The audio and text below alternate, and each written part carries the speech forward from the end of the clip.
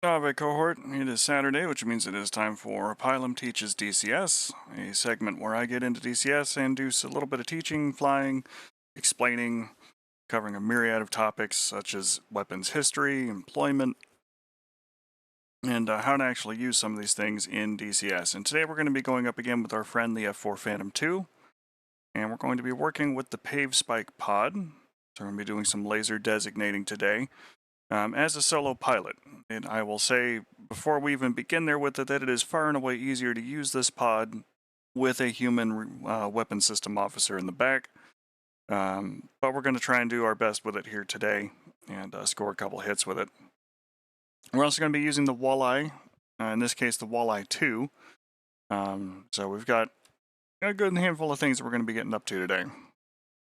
So without further ado, let us go ahead and do our walk around the aircraft and talk about what we're bringing up today and where we're going and what we're doing.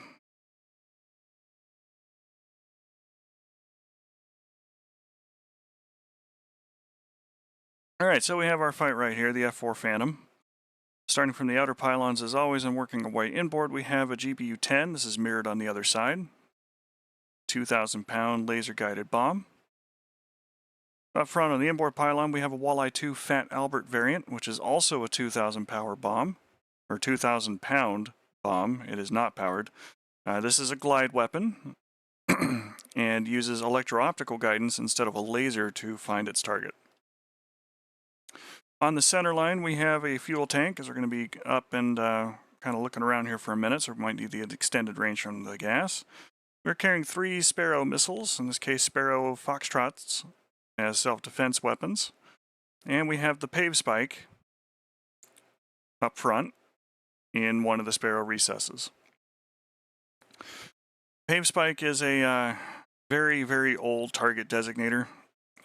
It's not quite first generation, but it is one that was used very widely on the F-4, in particular during the Vietnam conflict, at least until it was replaced with other such weapon systems like Pave Track, or Pave Tac rather, which was a much heavier and centerline mounted pod, but allowed for some additional features to be used. This one is daytime only. It has no thermal imaging sight available for it. It is also not something that Jester can use to automatically track targets, which is something that he can do in the F-14 with its more advanced lantern pod. It's not a stabilized pod by any means. So it's one that the pilot has to fly nice and smooth for, and the backseater has to be a little more active and engaged with following the target to make sure that the target is effectively struck. We already started up. We're going to be starting with the TV-guided weapons today with the Walleyes before we transition over to dropping laser-guided bombs. So let's go ahead and unpause, put our helmet on, and get ready to taxi out. Roger. Canopy down and locked, lights out, and stripes aligned. Yes, sir. Chalk's out. You're all set? Good to go. Have a good flight. Disconnect. All right, let's go flying.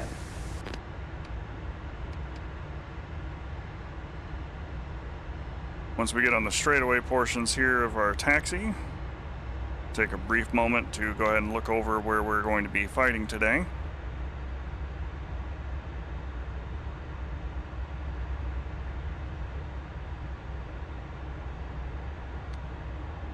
Okay, tell me, how low are we flying today? Oh, Jester, probably not very low at all. At least not on purpose. Roger that. Alright, so we're going to be visiting our old adversary here.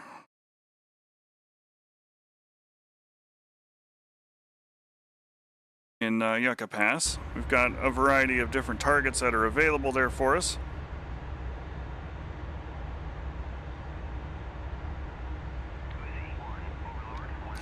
Plan is to drop the Walleyes on some of the more threatening targets that are going to be available to us there, and then drop the 2,000-pound laser-guided weapons on some of the tougher targets. in terms of their physical hardiness, so we'll probably drop those on some tanks if we can.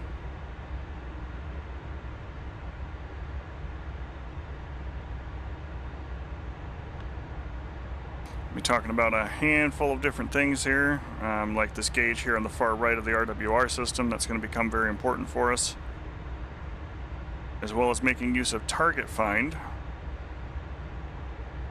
as one of our delivery mode parameters.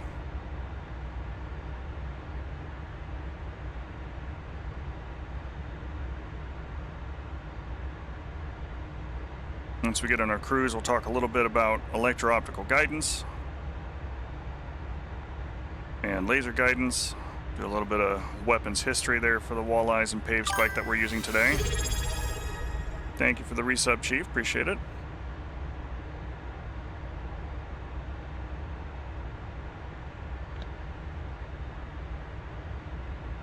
Adjusting the brightness for our display here, similar to what I would be doing if I was getting ready to use Mavericks. And for the same reasons, just get rid of that glare in the center, make it look like a crisp image. As far as our beverage du jour, we have coffee this morning.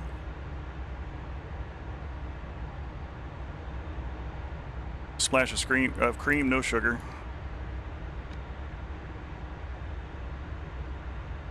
This time it's one of the Kroger brand premium blends of coffee rather than the usual one that we get, because that was completely missing from the shelf. I had to go with something different here today.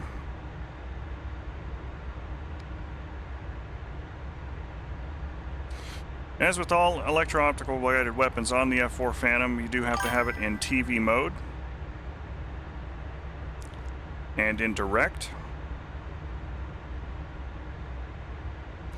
And it does have about a 3-minute warm-up timer before the weapon will be ready and active for use.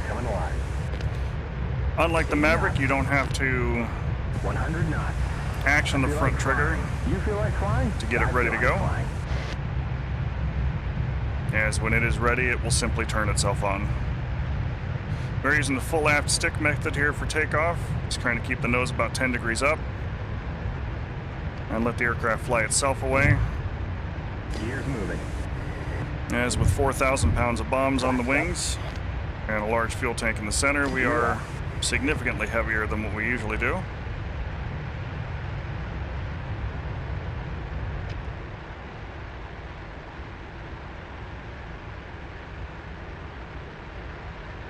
You bet. Diversion steering set.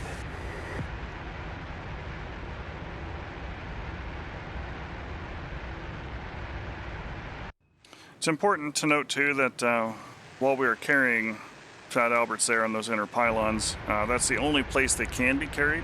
The Walleye 1, which is about 1,100 pounds worth of weapon, can be carried on the outer pylons. Functionally, those weapons are the same, but you get a bigger boom from the other one. But there's no accommodation for special rails with the Walleye 2s. If you carry Walleye 1s across all 4 pylons on the aircraft, you likewise can't put any special rail equipment on those inner pylons. So this is a situation where if you are going up for strike in the Phantom carrying that kind of weapons load, yes, you can carry Sparrows. No, I would not rely on those in a dogfight.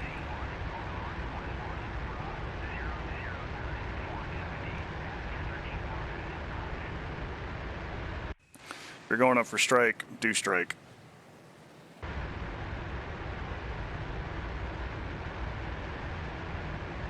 As far as parameters for getting ready, for all electro-optical guided weapons outside of Maverick, we want 17 mils on our reticle depression. This is going to align the sensor of the weapon with the pipper on the screen. Makes it very easy for the pilot to have a reference point to simply align the pipper with the weapon and then get ready to fight. We do have an ad break coming up here in about 40 seconds for those who are going to be affected by that. We still have a little bit of cruise time there, so you guys should be back before we actually get to employing the weapons. All I'm going to be doing in the meantime is 12 o'clock. climbing a bit, about 16,000 feet. We'll turn the autopilot on and cruise out towards our point.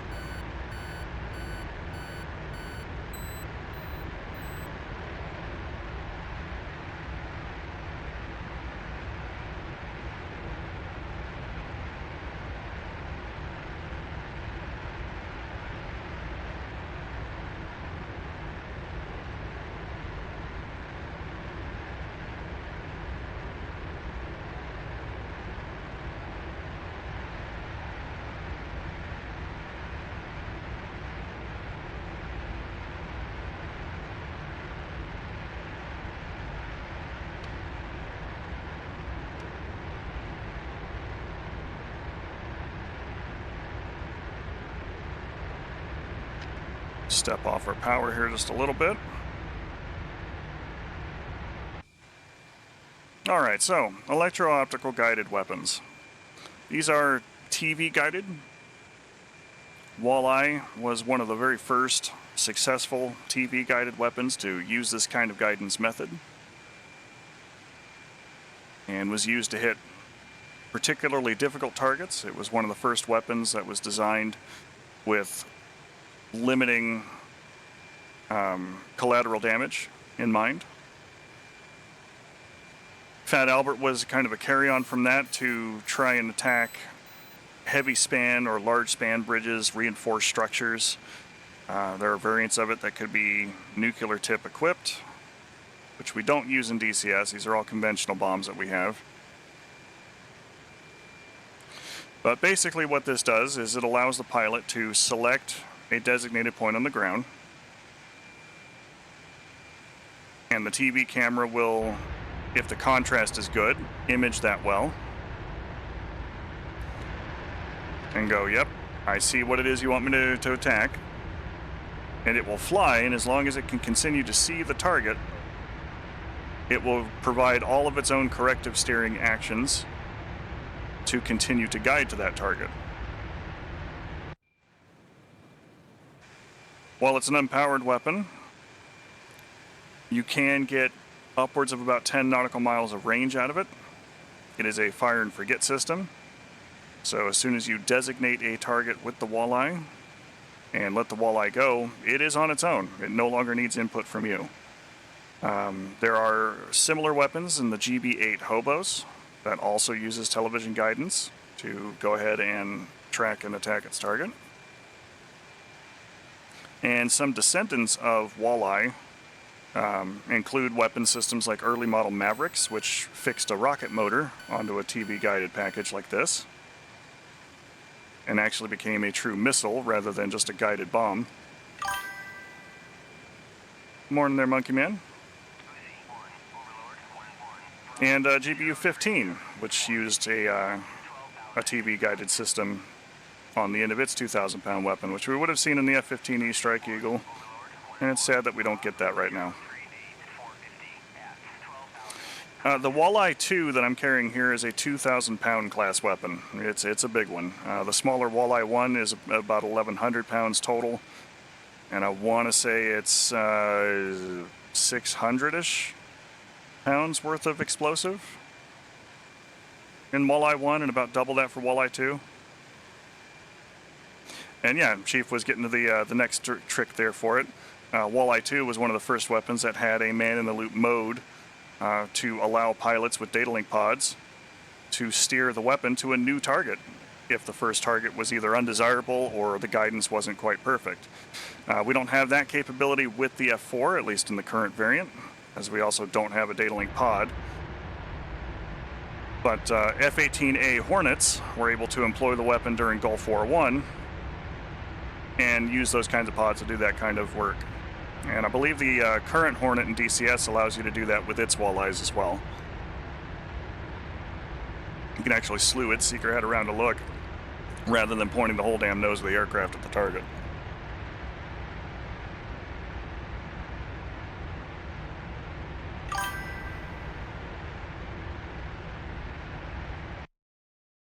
Thank you, Chief.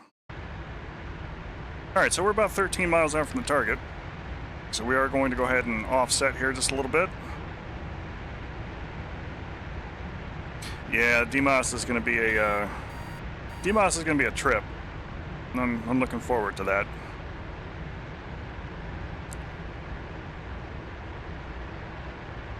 Okay.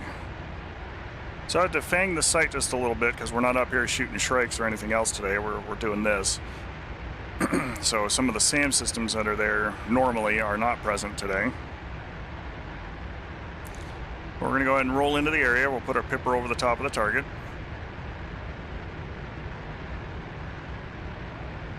And the big thing that we need out of a Walleye 2, or a Walleye 1, or a GB8, or any of the early variant Mavericks that are all electro-optical guided, is a high contrast for our target. We need to be able to very clearly see our target, and it has to stand out against its background. So in this case, we're going to attack the SAM site that's down here with this. And we're going to action the trigger when we have what we want under the square, which is going to be that big radar there in the center. It is locked. And we have a little black box that shows us the current parameters that the bomb can reach. And action the pickle button. Bomb's away. I'm now substantially lighter on one side.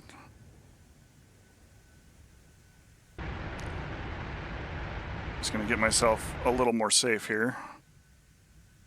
We'll watch the Fat Albert go in. Yeah, they won't work at night unless you have an additional light source for flares or something else to really light that area up.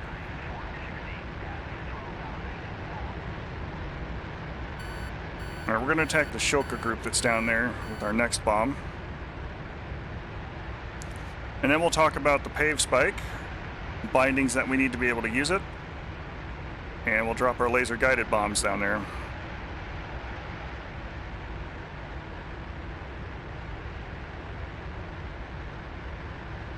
So you can employ the weapon at night, but you need help. Either you need to be carrying marker flares that you deployed over the target so that you can brightly illuminate the area,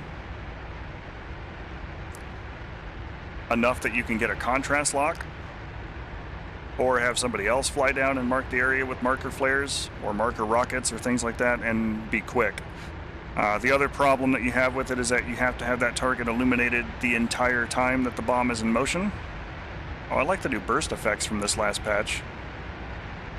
Little flat clouds now from the anti-aircraft artillery. That's nice.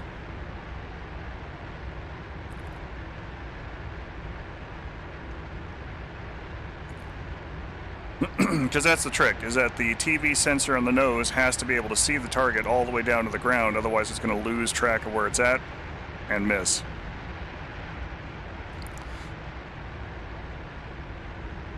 From about 20 to 25,000 feet and at an average speed of like 300, 350 knots indicated airspeed, you can probably get about 10 miles out of the weapon, which is about the same length and distance that you can get out of trying to find anything with the seeker head on it too. Unless the target is very large, like a building, like if we're attacking a power plant on Syria or something somewhere, that would stand out pretty well because you can get the smokestacks and the square shape of the building and everything else. That will render a little further out so you can spot that target from further away, which is also a prime target for the Walleye. But if you're looking at like individual units, like I'm going to drop a Walleye on a tank column, technically possible. But you're going to have to get a little bit closer to be able to see that target accurately enough to put the weapon where you want it to go.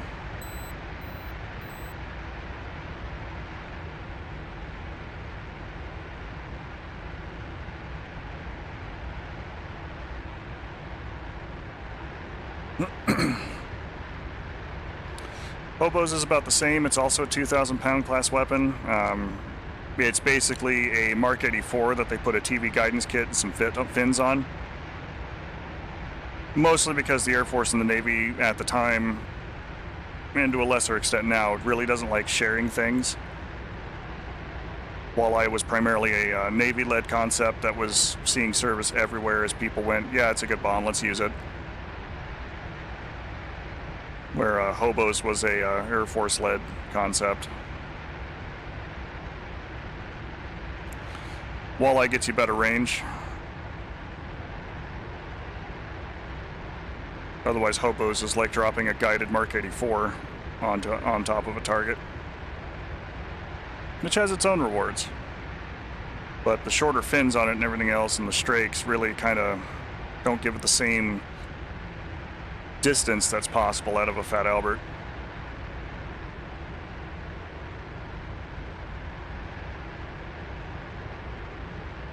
Alright, just kind of getting around this cloud now, because the target that we're looking for is basically in the shadow of the mountain right behind it there. There's the cloud and a tan square-shaped patch directly under the middle of that cloud. It's kind of drifting to the right now. And just to the right of that is where our target area is for the Shokas.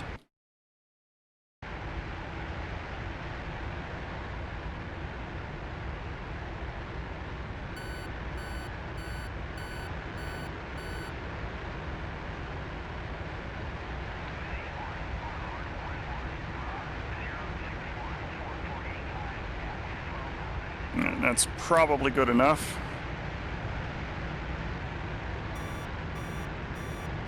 Mud, 6 o'clock. As with all glide weapons, the greater the distance, the greater the speed, the greater the reach you want out of the weapon, the faster and the higher you need to be when you launch it. Okay, so we're going to put the Pipper just about on target, and we should be able to see that target. And kind of can. Brighten that up just a little bit for you guys to see. There they are. I was able to hook one and pickle.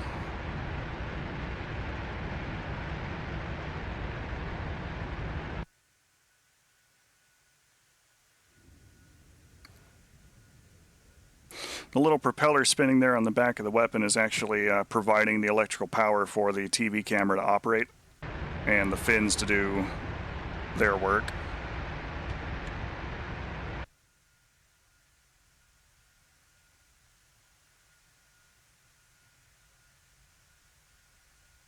But she's got the speed. She's going for distance, killing these Shokas all alone in their time of need.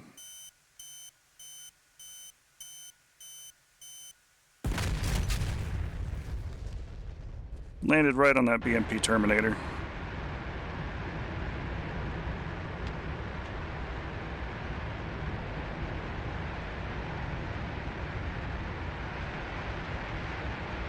Alright, so let's go ahead and get set up for target find mode. I'm going to do that by setting our dial to target find. Moving our selector over to bombs. And Jester brings up the Pave spike pod. And that is unfortunately about the limits of his use there.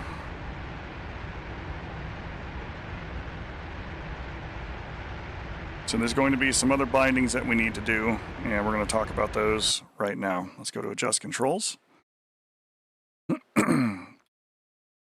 So what we need are these temporary bindings that are listed as Wizzo. As I'm sure at some point Heapler is going to put some kind of intelligence in play for Jester 2. But we have our antenna hand control. And I have also bound a fast with a right shift modifier. These are all unbound by default. We will also need the antenna hand control challenge button and a full and half action trigger for the antenna hand control, as these are going to do all of the things that we need them to do. The hand control button toggles the 2-stage zoom on the Pave spike pod. I want to say it gets you about 4x magnification in zoom mode. So you have basically a wide and narrow field of view selector.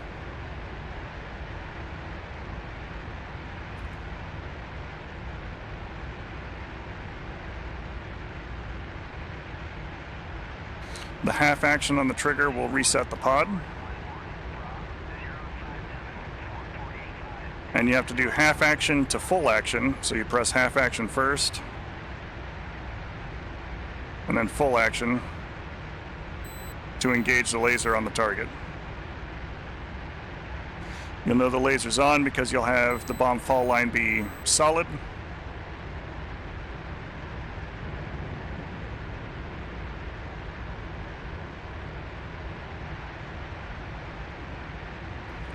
And the release point will be flashing. The other thing that's immediately relevant to us here is this dial here on the right. I'm going to pause here for a minute while we talk about that. This is the line of sight that the Pave Spike pod can see. Now, Pave Spike is physically located at the front left-hand pylon station for the Sparrow, so we can get quite a bit more line of sight with it looking out the left side of the aircraft. One of the two target designation methods for it is the 9 o'clock, which is, as one would think, looking down the left-hand side of the aircraft in the 9 o'clock position to imaginary point in space. The other method is the 12 o'clock position, which is the one we're going to be using today, which is where the pod is facing forward. The green bar is the best place for that pod to work. The dotted lines, it'll still be able to turn and look, but it's a warning for the pilot to not fly quite so much that direction. And we get far, far less reach on the right-hand side of the aircraft because it might not be able to look through things like the Sparrow that's sitting on the other recess or the jet itself. As once it starts pitching up too high, the physical aircraft is in the way of the pod's ability to look in that direction.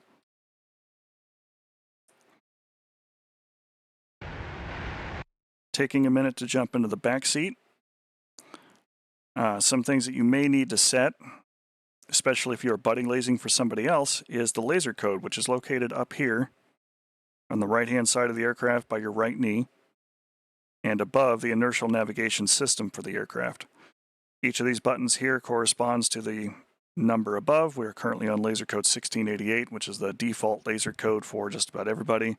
If you needed to change that laser code, you would put in whatever number needs to be here and then hit laser code enter. It will flash no-go for a minute and then disappear if it is valid, and it will remain with no-go on if it is not. From the back seat, you do have your target laser information here for 12 vis mode, bore sight, roll, 9 vis mode. Those are those two 12 o'clock or 9 o'clock methods that we talked about earlier. And there's our acquisition switch there for it. You can also use the WRCS to get a good target altitude and everything else here for it and program that in. But in this particular circumstance, the weapon system is powered on, the laser is ready to go. It is not in stowed mode, and we are ready to fight with it. Those controls that we bound earlier, those WISO controls, are physically manipulating these controls in the back seat while you are in the front seat. It's the only way to do any work with that pod while you are flying as a solo pilot. If you are operating as a backseater, you would be doing these things yourself, and those controls would not function.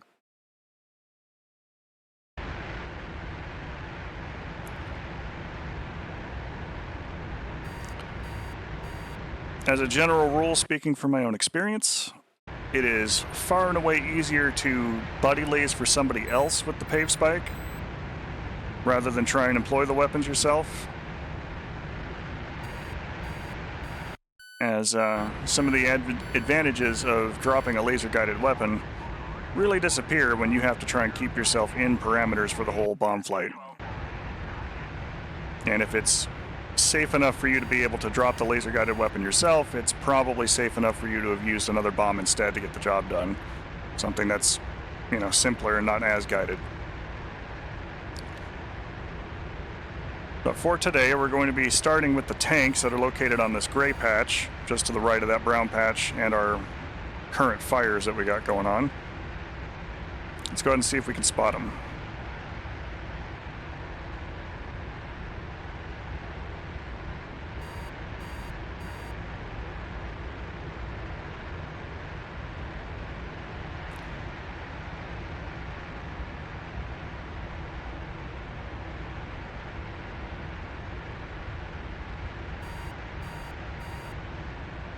We can steer the pod at this point.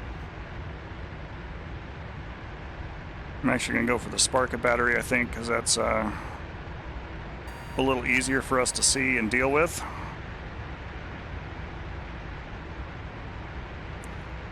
We've got good solid double lines. Pressing and holding the pickle button, we're going to get our tone. And that's 580. Jester's going to give us airspeed callouts because true airspeed is sometimes important to know for what you're doing for dropping bombs.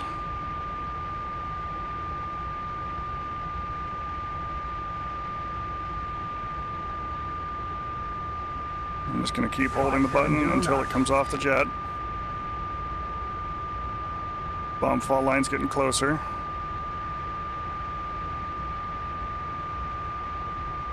Losing my target in the clouds, but we'll find it again here soon.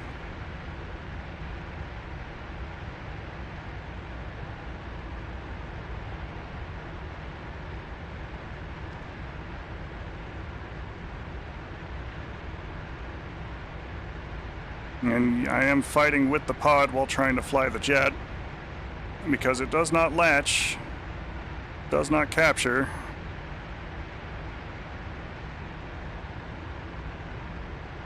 I'm just trying to keep it smooth as we can until impact. And we'll reset the pod. Alright, so one successful strike.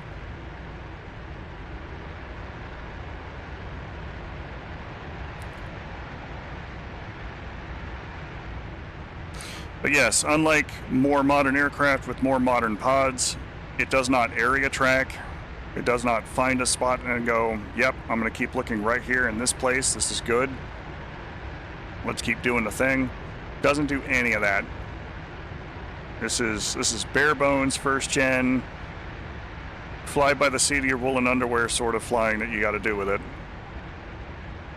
So it's almost always easier to have a backseater steering the weapon system, making sure the laser is on and ready to go, and then just keep the target centered in the crosshair as best one can.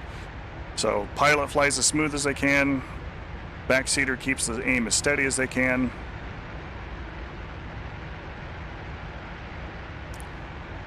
And you can make a strike happen.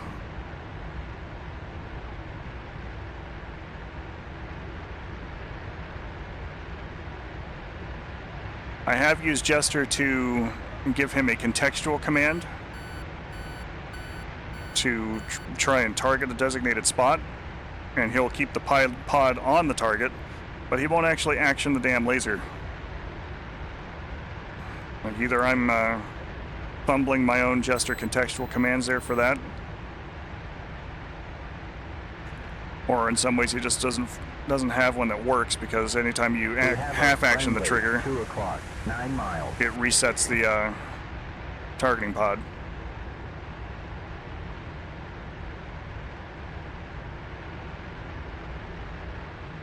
I'm going to go and extend here for a minute, and then we're going to try a shot on those tanks.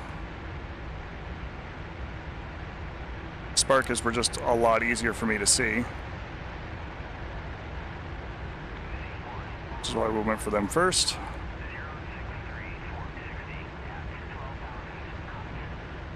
But the Pave Spike does use the same 17 mil sighting in 12 o'clock mode that the Walleye does, or the Hobos does.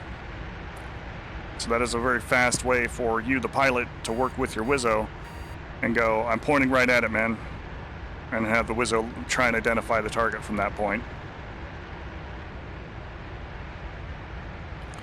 You can also use it in the 9 o'clock mode. So if you've got a an orbit that you're doing with the wing pointed directly at your target area, it should be fairly easy for the Wizzo to be able to identify landmarks and then zoom in and try and take the target that way.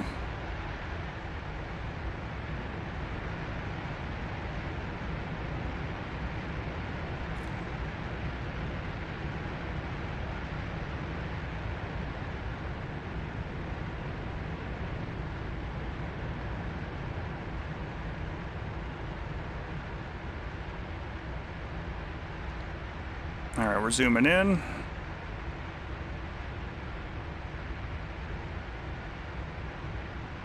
That armor should be right about here.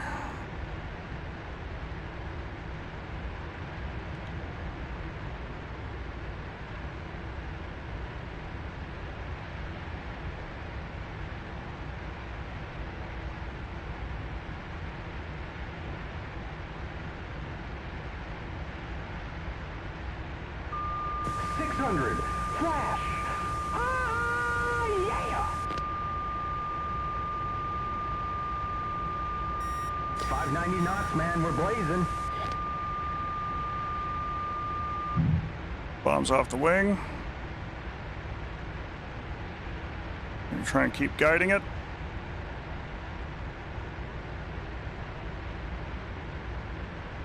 Going a little upside down. That's normal.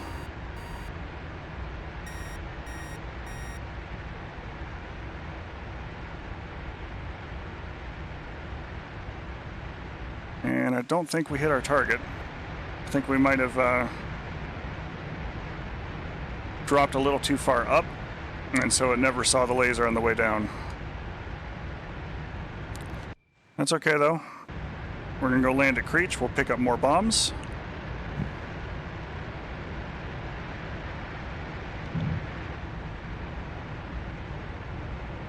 And we can hit it again. It's going to reset for Creech's tack in.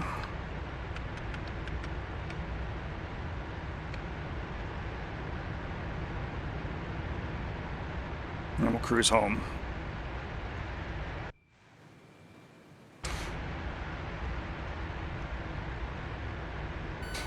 It's important for the Wizzo when starting the jet. I'm gonna go ahead and throttle up here just to get away from that. This is Nevada. This is the NTTR. Nevada Testing and Training Range.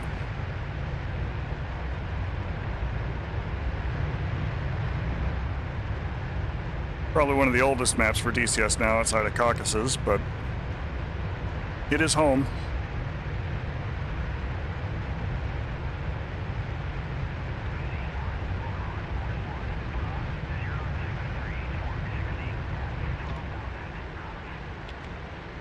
There's a fair number of campaign missions from Reflected and from others that utilize the NTTR for the actual purposes, especially the new, well, I say new, it's been out like a year now, the F-4 campaign, Red Flag 82, which takes place in 1982, doing red flag work with the F-4 Phantom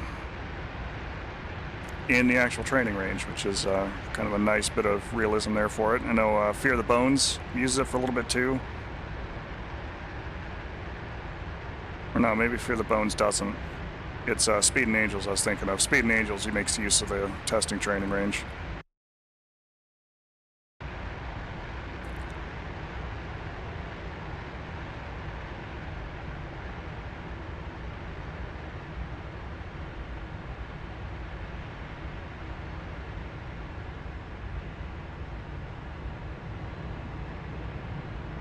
We're near the unattended target range, which is this down here.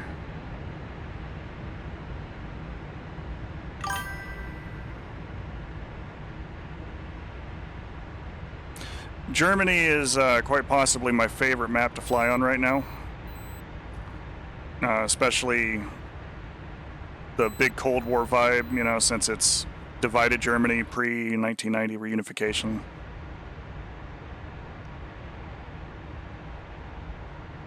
Very well done map.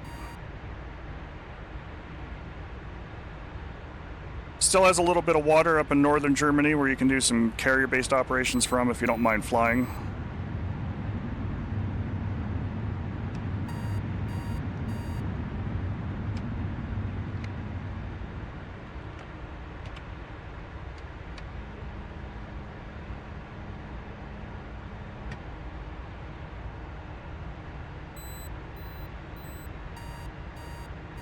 It's definitely a map that I would put on the buy list. Kola Peninsula is really good too, but that one has a lot of long distance flying there on that one. as the bases are a little scattered.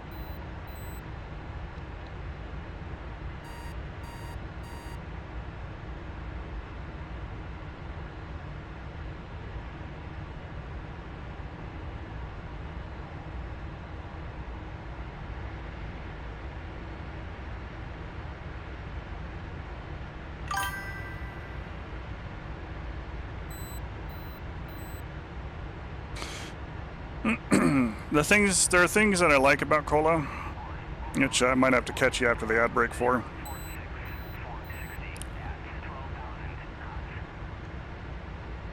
I'll wait a minute here while that goes through.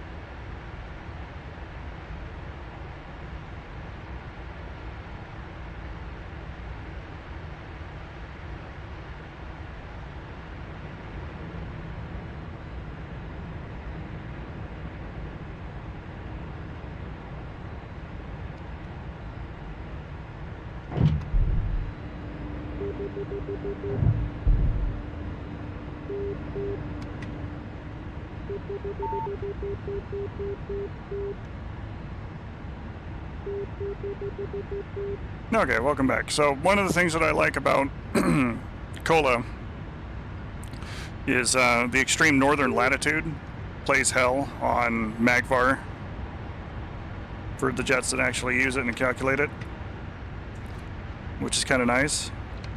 The full winter textures that are available are very nice. Germany doesn't have that yet.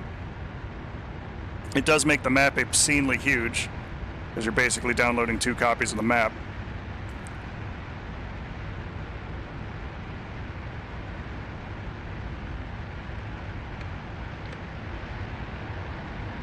And all the road bases and everything else there too. It definitely helps that Mander inside the household here loves flying the Viggen and is a big Swedish fanboy himself. So having a well, it's the full winter textures. Caucasus actually has full winter textures and seasonal textures as well. For those who were not in the know there on that, but you know, Cola in particular is already a big map, and to put an extra texture layer on it is a fair bit more space.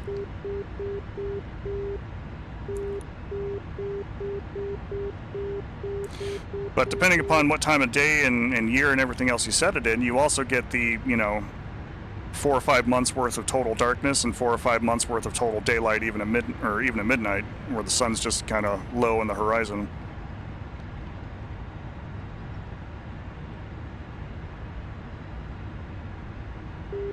So they actually model the polar effects and everything else really well.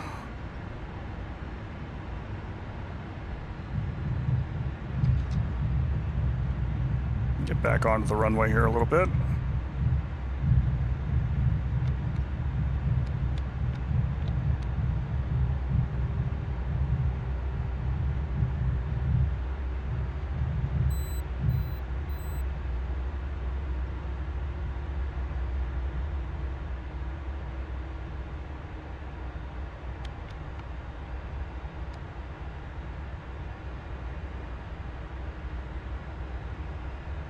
But the road bases are very nice to work from and have their own different vibe. Heavier weather effects, mountainous terrain to fly through. There's a lot of interesting things there, and as somebody who grew up playing like Microprose's F-19 stealth fighter, the Kola Peninsula was the in-game zone. That was where all the most difficult missions were flown from, was across the peninsula. So there's a lot of heavy historical value there, just like the Fulda Gap in Germany. So again, if you're a big fan of Cold War type warfare, there's a good historical reason for doing so, just as we see early 2000s conflicts with the Balkans as a potential new option down the road, which I know iHorde is very excited to see himself. All right, let's go ahead and park out here, and we will quickly get rearmed and refueled.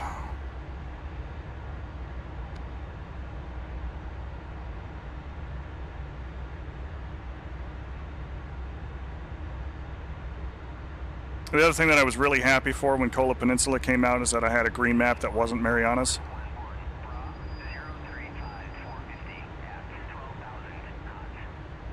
And wasn't Caucasus. Alright, so we're done with walleyes for now. Let's go ahead and just take up a complete laser-guided loadout here.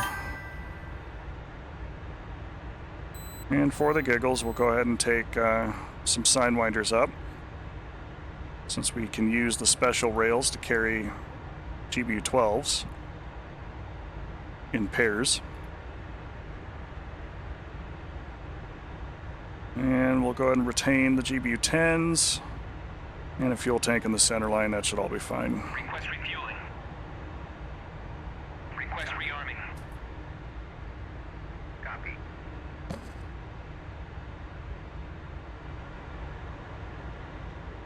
Lets me finish my coffee too.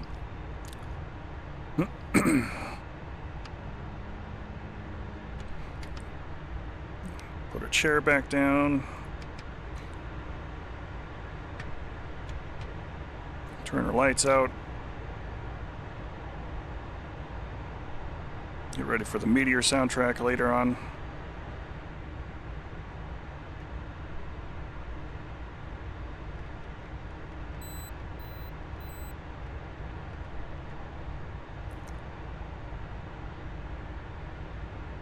Yeah, I think some of the sweet spot for aviation, especially in a sim like this, is really kind of Vietnam era up through Gulf War I. Now, the closer you get to 1991, the more you can see aircraft like Strike Eagles, Harriers, F-16s, Hornets, later model Tomcats. But you also still see workhorses like the Intruder, the F-4 Phantom, the Corsair. So you've really got the best of all worlds there, and it is a period of time, especially if you're fighting against the Soviet Union or early Russian Federation as your adversary du jour, that there's not just parity there, but it's actually slanted a little bit towards the Soviet side of the equation in terms of how much advantage they have, as the R-73 and some of the other R-27 missiles have better performance characteristics in some ways than Sparrows and Sidewinders that are appropriate to the era.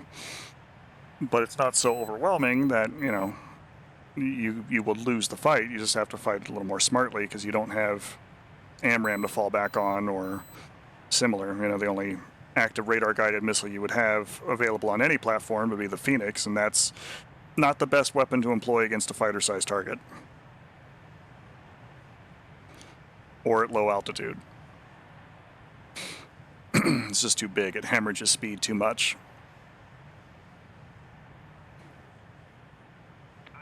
Yeah, it's a nice sweet spot to play in. There's something to be said for fighting in a more modern conflict, but without a complete electronic warfare rework from top to bottom for DCS, DCS F-35 is going to be interesting. And I say that with a pained expression on my face. For that aircraft to be competitive and not be just, you know, the beat stick across the spectrum. It really needs to operate in an environment where electronic warfare is better modeled than it is now. Exactly. Yeah, boring. Boring is the right word for it. And given ED's laziness for coding, I would not be terribly surprised if their whole mindset behind it is, if F-35 is on the map, then F-35.invisible equal true. And if that's the case, why go up to fly at all? Rearming complete. All right, so we're carrying GBU-12s on the inners, GBU-10s on the outers. We got our Pave spike pod, and we're going to go put that back to work.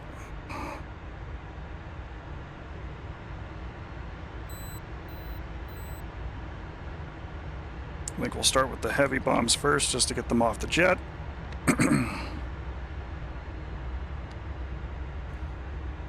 And it's going to reset our takeoff trim.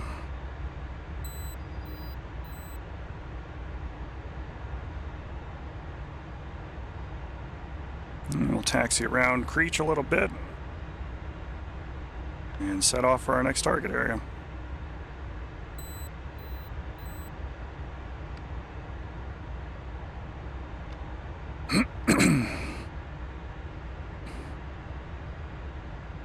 I am looking very forward, and you'll see me go through the teaching process here with it here, to the Penvara Tornado, which is another Cold War workhorse.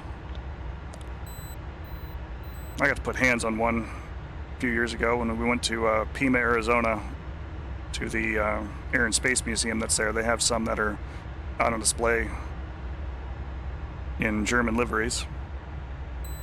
Tornado will be really good.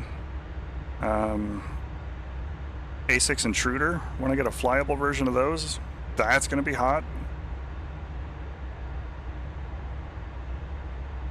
The F-14B upgrade package, which is as close to a F-14 Delta we're probably going to see.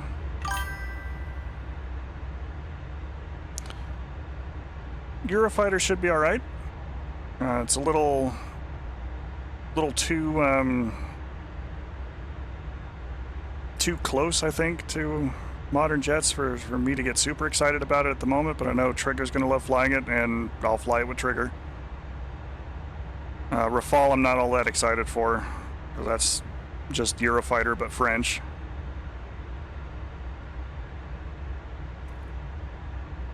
I'd like to see a Gripen. A Gripen would be nice to see here. Not just for Mander, because I know I'd never get him out of that aircraft for any reason at that point, but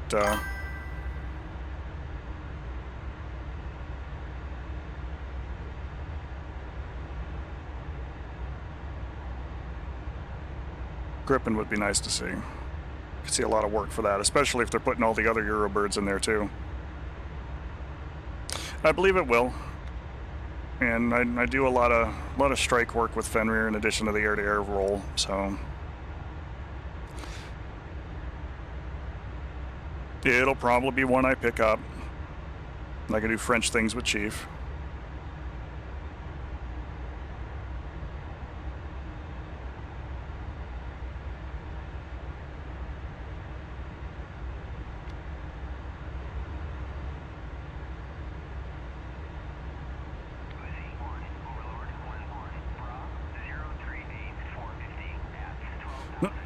(14BU) though, that's going to be that might be one that gets me to do workhorse things and be a daily flyer.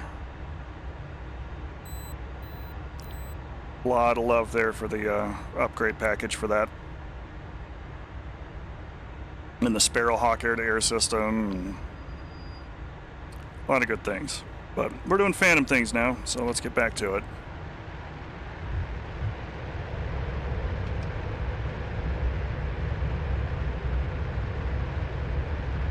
You're way too fast. Man, the CO will bust her balls for that. Are you out of your goddamn mind? Engine's good, airspeed off the peg. Jester, we were on the runway, buddy. We're in the right spot. We're fat, but you know, we're here.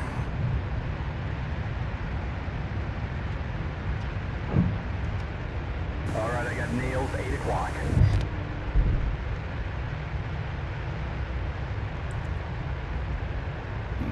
Adjusting the trim up here a little bit. And we'll go back to target find.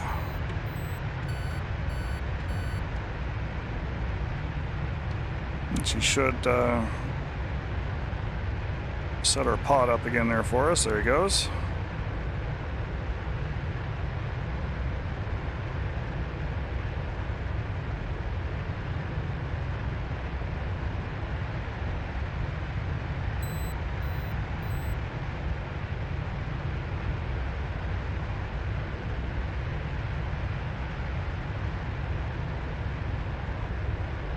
Broadly speaking, buddy lasing is the safest way to go, and if you can maintain a steady range from your target area, it's a lot easier for the backseater to keep the target crosshairs on rather than overflying it and constantly having to fight the aircraft or control inputs. And that process is only magnified when you're doing it by yourself.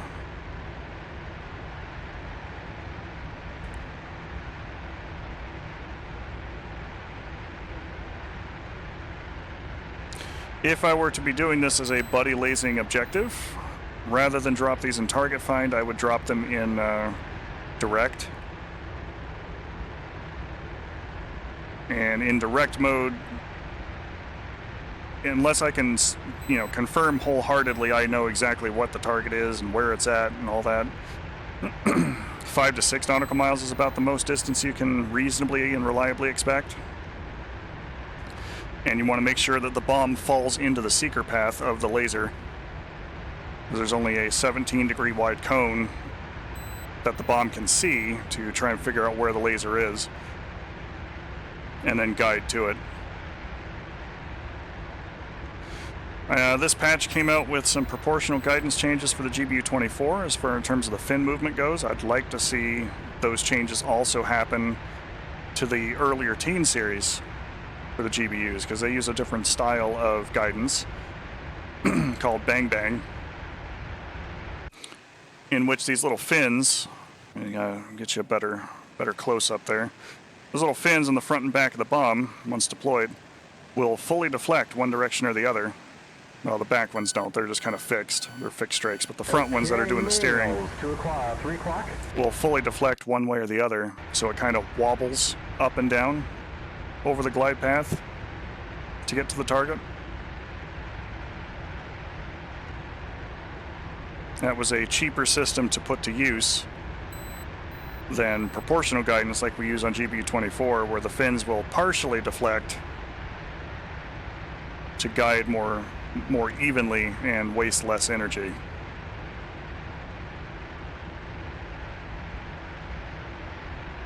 Translates to having more available range to employ that weapon. Alright, so we are 17 mils on the Pipper. So the target's camera, or the targeting pod's camera rather, is aligned with where our Pipper is. And we're going to make use of those temporary Wizzo controls. Again, the challenge button will zoom. Half action will reset it. Half action to full action will engage the laser. Full action to half action will reset the pod again.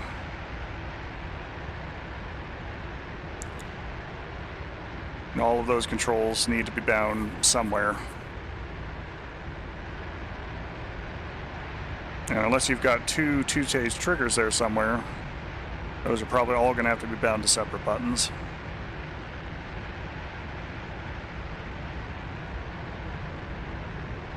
Unless you're actually operating in the back seat, in which case, you can set that up as you need to.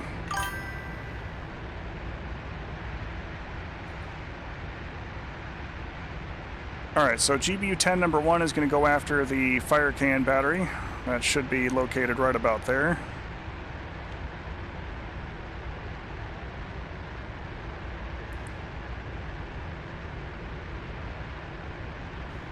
Our laser is on.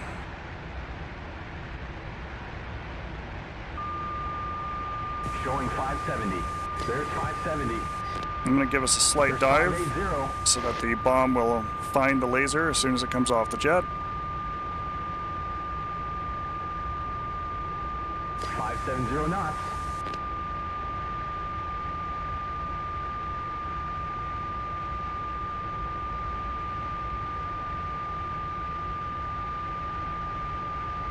That's way too close.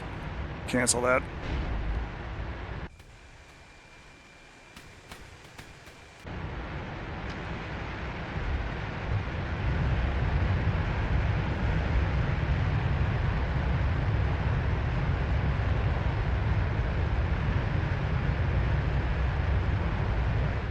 That bomb should have come off the jet long before then. Let's go ahead and reset the pod.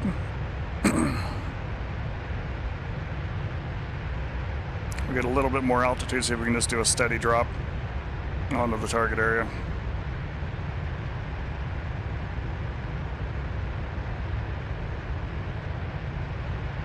France has always been a little weird when it comes to NATO arms sharing, ever since they kind of left that agreement the first time, which is where we get weapons like FAMAS, which, while it is still STANAG now, it's their own homebrew design. Their tanks are their own homebrew designs. Their fighters and helicopters are their own homebrew designs. France has always tried to stand on its own feet in that regard.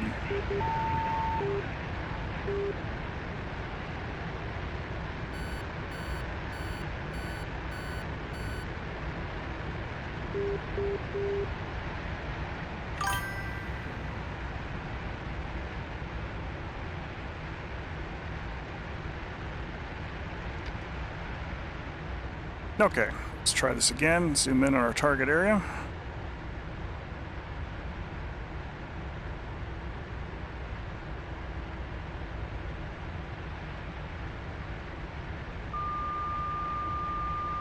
And that's 500, 500, 530 knots.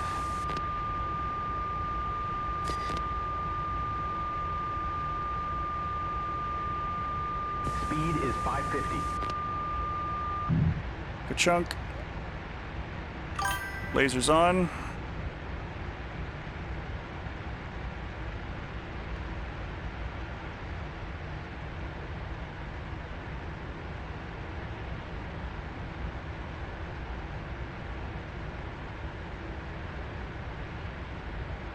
There we go.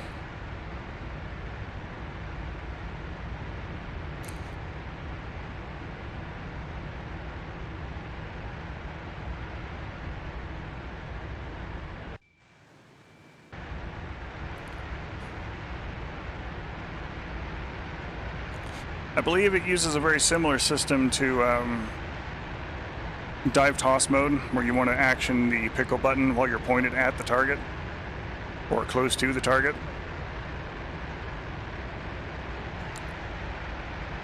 Before you ease the nose up to try and resume more level flight. But the trick is that the bomb has to fall in such a way where it can see the laser and then follow it down to the ground. And the closer you are to the ground, the closer you have to be on the center line for it to be able to see it, because that cone is unforgiving at close ranges if you're not right on. Long distance, like 3 to 5 miles out, you drop the bomb from high altitude and give it a nice gentle sort of free fall. It can see that laser from a long or a ways off and guide to it successfully. But close in, especially bombing for yourself, it can be a little problematic sometimes. Alright, so the AAA guns are out of the way.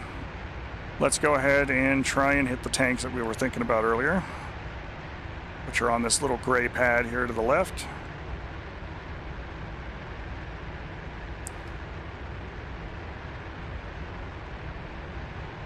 Lasers armed.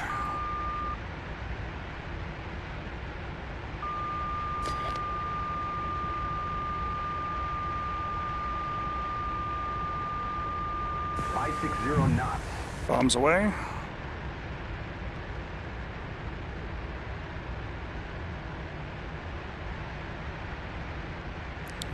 And it's probably going to overshoot by a lot. As the pod that I'm using is unfortunately not a fast track. At least I don't think it is. So it is not as able to maneuver as the later version of that pod, which can be a problem if you're a little bit too low and a little too close. Again, it's why it's better to buddy lace for somebody else and steer their bombs in than it is to try and drop this single-handedly, especially with this pod. It is possible. It is not easy.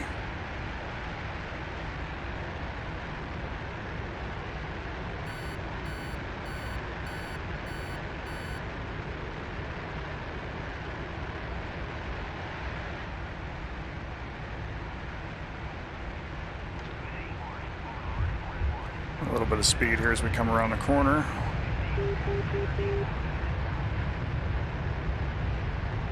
You're up some lighter weight bombs, but we'll see if we can't do a little bit of tank blinking with them.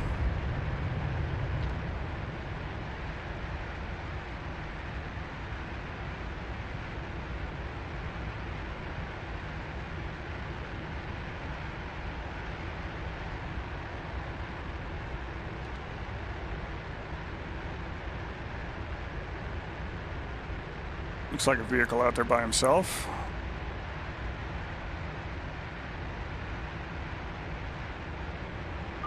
.510 knots.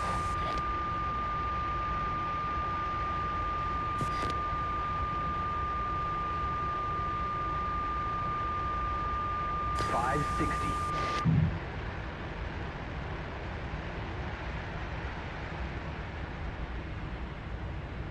Oh, that's not going to go where we want it.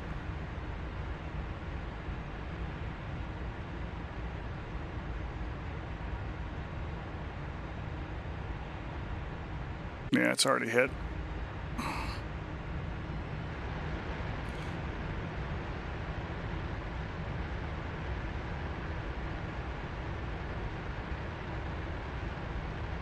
Let's see if we can get very high and very slow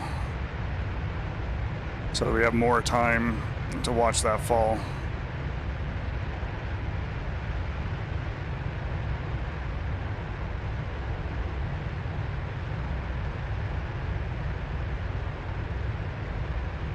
Disadvantages of not having an area track is having to steer that thing ourselves, fighting the momentum of the aircraft that threw it.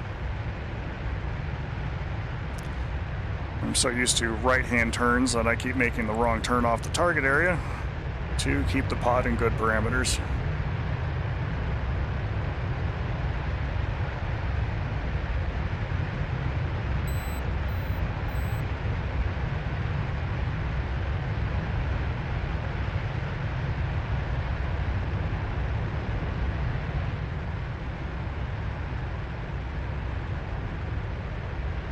All right, there's 20,000 feet.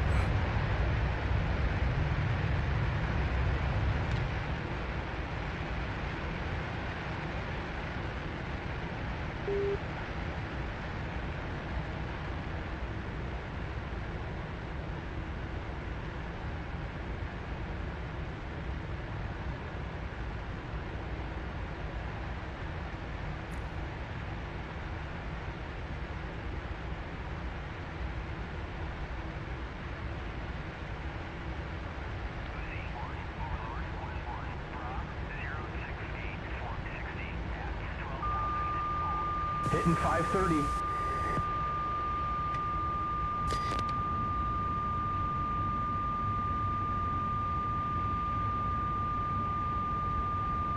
.510 knots.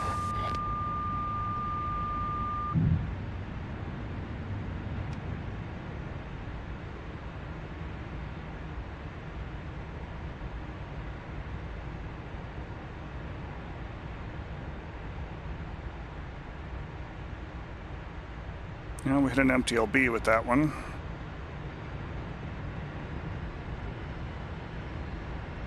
It means the bomb overshot its point and chased the laser as it dragged upwards that direction.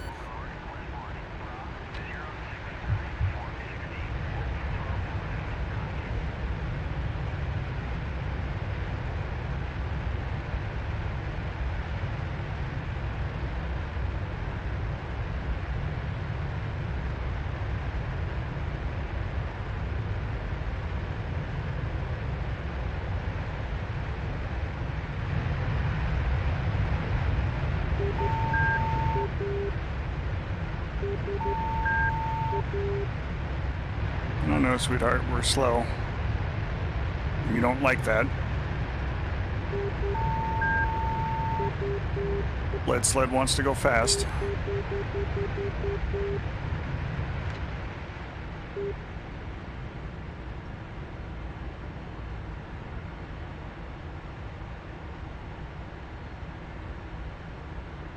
All right.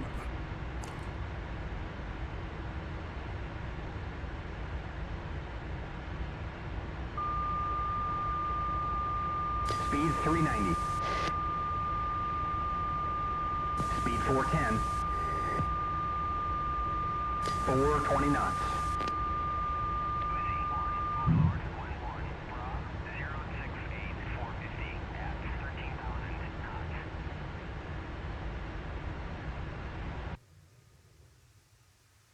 It's trying. It's just too close.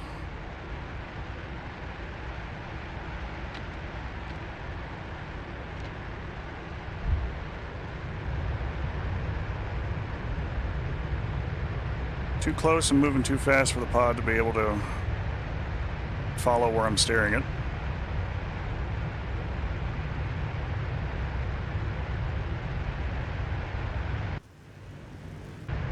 All right, we got a bomb left, so we will try that.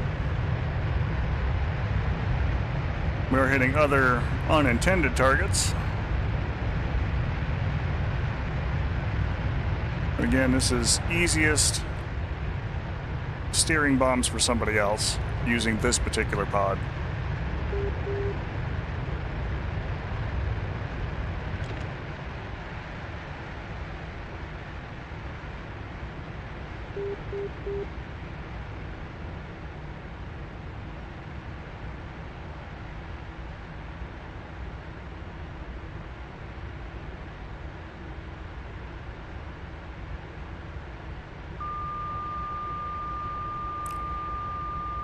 Four 10.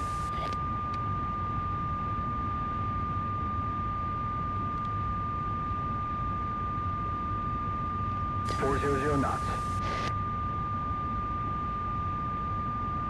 Speed 390. Okay, we're at 380.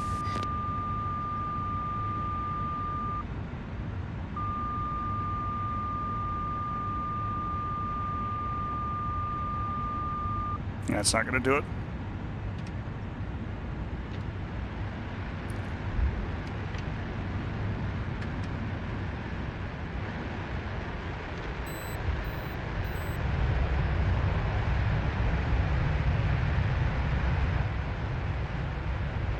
See if we can use our target find here to help narrow that down a little bit.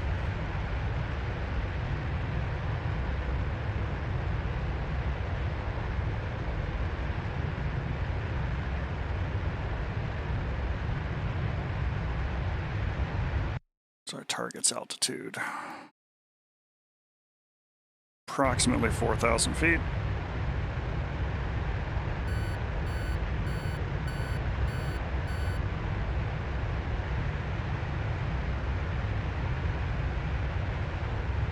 Okay.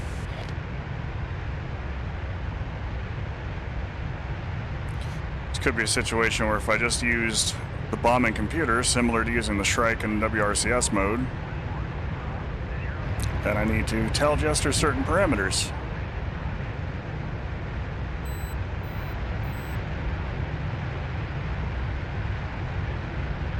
And that way, as long as I fly those parameters, that bomb will release a little bit sooner, which is why he's giving me the airspeed calls. All right, once more with feeling.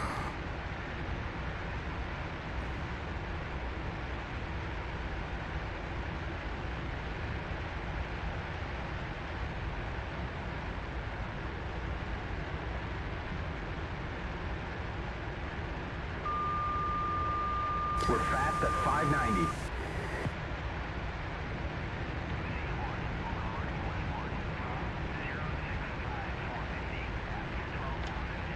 That's my desired running speed, 500 knots. Got it. 500 knots true. Hey, buddy, fuel check.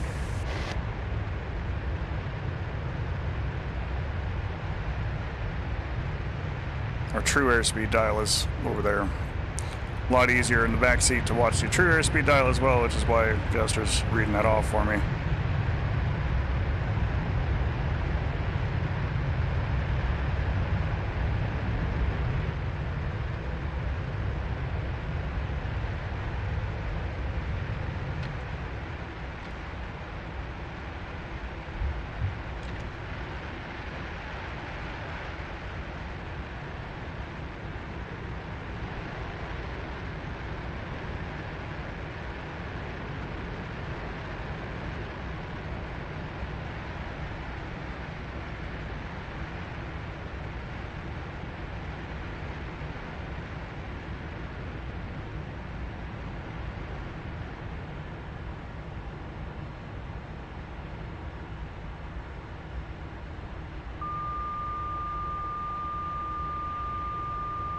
There's 470.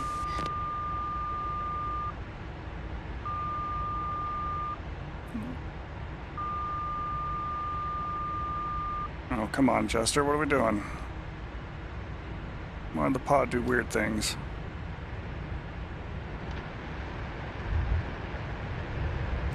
Let's change some of our release parameters there, so I think 450 is probably closer to where I want to be. We'll go.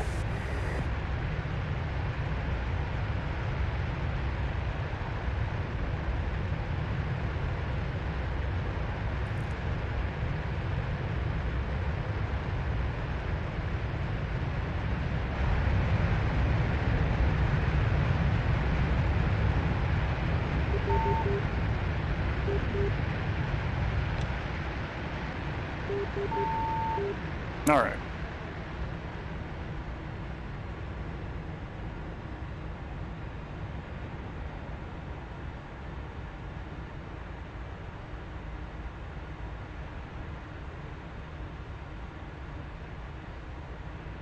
.360 knots. Okay, we're at 380.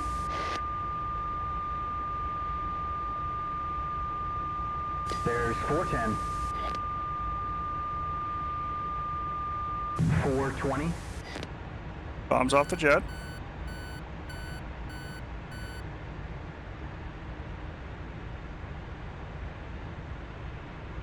That was a lot easier. That's what I was missing. Gotta use that bombing table. And I should have remembered that, but you know, we're here, it's teaching, and I get to learn too. We get to learn together.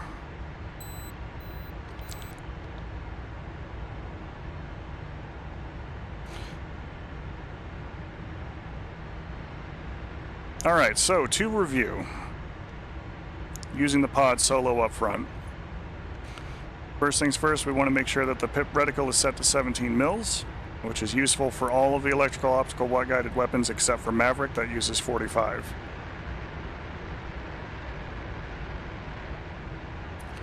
You need to be in target find mode, and with bomb selected. There are some keybinds that you need to have bound, and these are the Wizzo temporary controls for the hand control slew, as well as the half action, full action,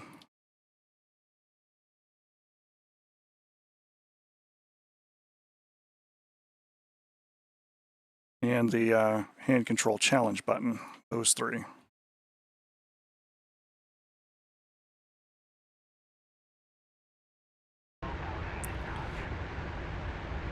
But it also pays to come up to the bombing table. Mode of delivery is target find, what type of bomb you're dropping, how fast you want your airspeed in true knots. True TAS is true airspeed. Approximate release altitude and approximate target altitude. Roger that.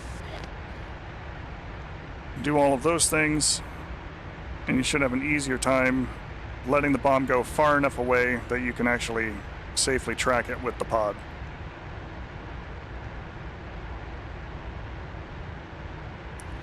And just for science's sake, I'm going to go ahead and come back and rearm one more time.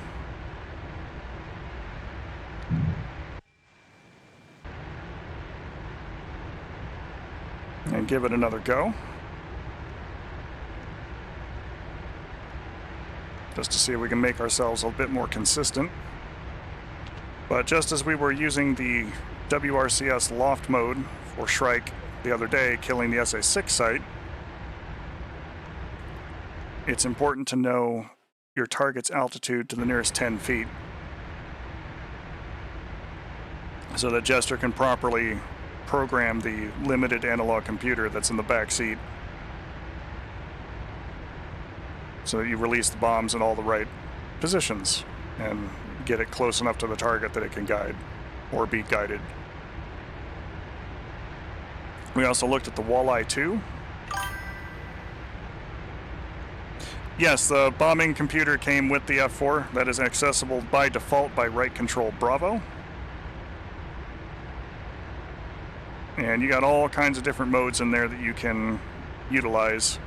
The ones that I use the most are WRCS AGM-45, which is what we were using to loft Shrikes yesterday. That is only for the loft mode of the Shrike.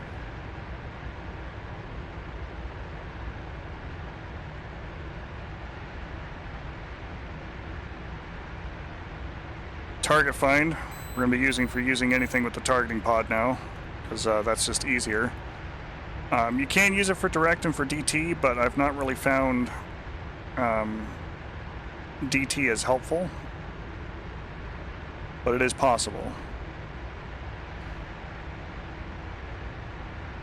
Direct will work as well, but you do have to fly this pattern more or less exactly the way that it tells you to, otherwise it's not going to go where you need it to go.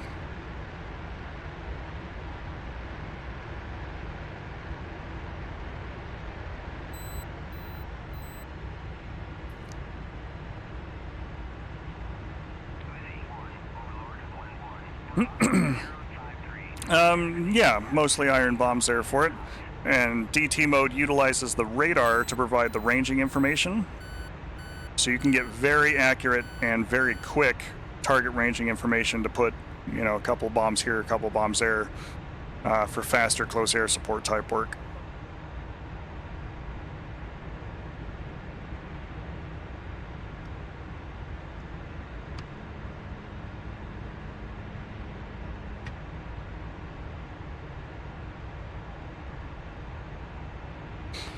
And just to put it in DT mode here real quick, not that I've got any weapons for it, you'll see Jester go to a 10-mile search and bore sight mode. And from the back seat, you're basically looking to put the pipper on top of the target. The pilot will say, you know, I've got the target under the pipper.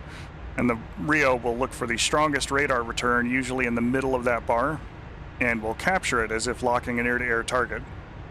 And then at that point, it's a matter of just holding the pickle button down, giving it a little bit of gentle nose up, as it is a dive toss mode.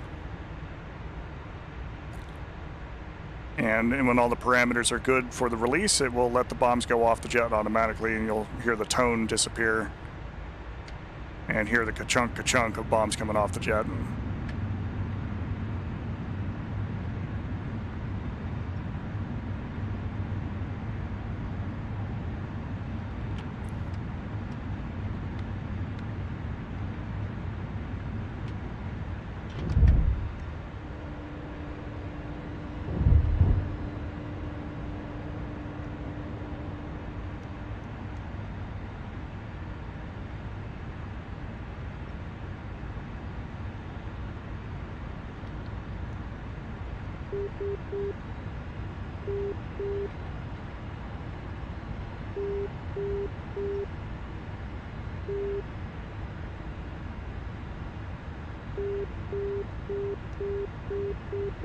All right, gear, flaps, pressure, warning lights, and annex kit. It's a lot more shallower than I would like, but we can make this work.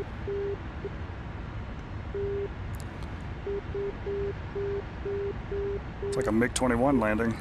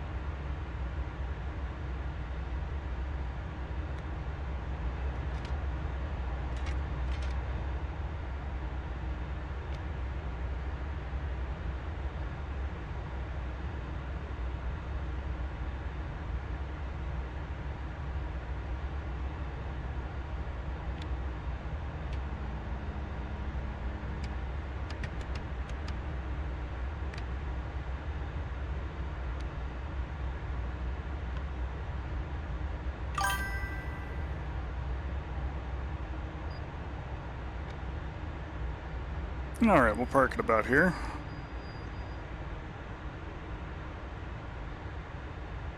And do another rearm refuel.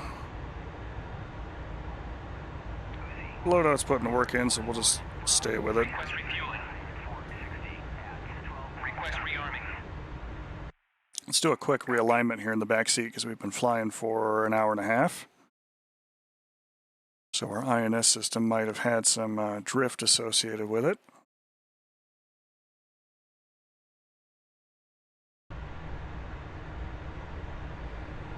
Jump into the back seat, put it in set mode, and we are on 363456. We are a little out of alignment.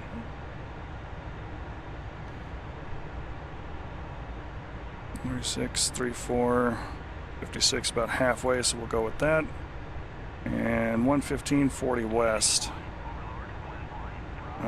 It's 11541 west, so we are a little off there as well. And hold the fix down, lights go out, aircraft realigned.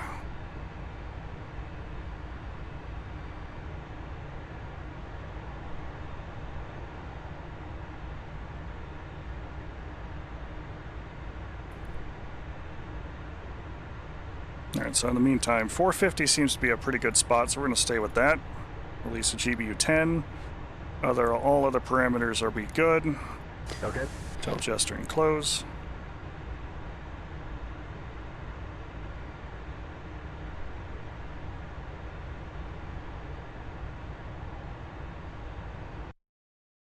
Let's just make sure that things are going to be where we need to be. 4,000 feet was sufficient for where that cursor was, but it's about the same all up across the board. Let's bump that up to like 450 on average.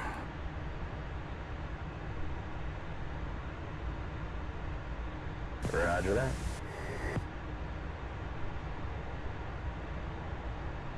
Give him a minute to actually set those things up, and then we'll go back to the back seat to look at it. Alright, so if you're playing Human Wizzo, most of those things that he is setting up for the bombing computer is here on the weapon release computer. So he's got the altitude set to not quite 4,100 feet. He's got the drag coefficient set for the bomb that I'm dropping. And he's got the desired release distance of 8,000 feet. Well, actually, no, he's got nothing set for that because I'm not using distance for that. But he does have the range encoded.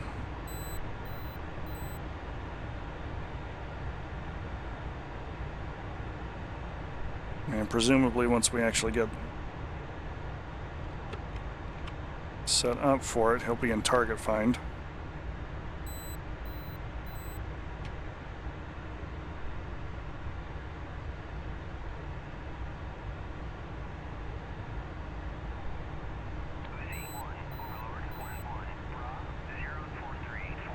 We'll check him again when we got weight off wheels, see if he's made any changes to that. Wilco.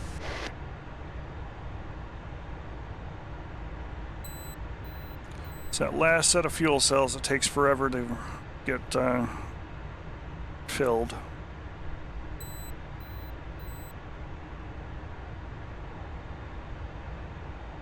She refuels pretty quickly up to about 10,000 pounds and then slows way down.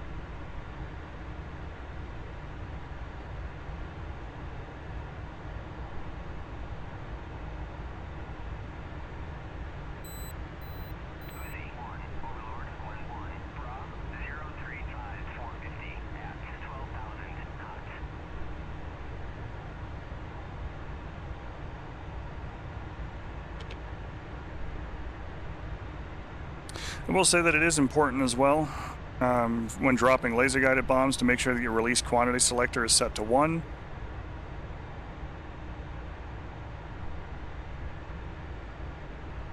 Your ripple distance really doesn't matter. Set that to whatever it is you want it to be, you know, preemptively if you're planning on dropping iron bombs afterwards. But if you have more than one pylon selected and more than one bomb set for your release pattern, it will drop multiple laser-guided bombs, which is a lot less helpful.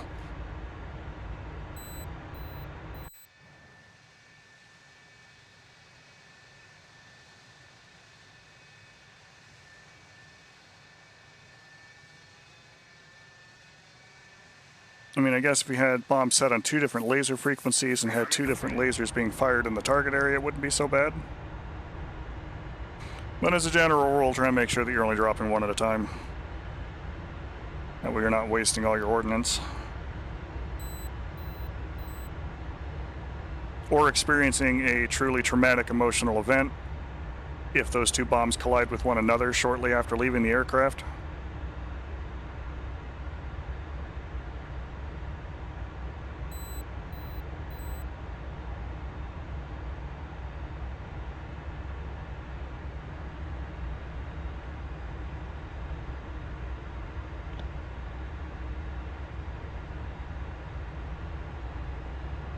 Alright, so we're going to take off again, and for science purposes,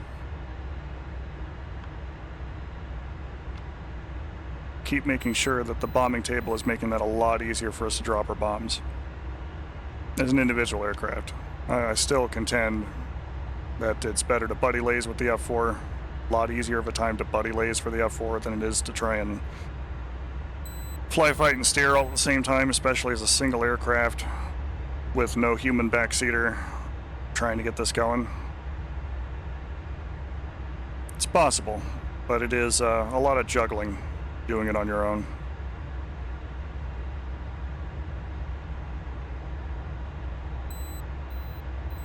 It is one of the things I'm looking forward to teaching Trigger, is bombing here in the backseat, as he's been enjoying the weapons system officer role lately.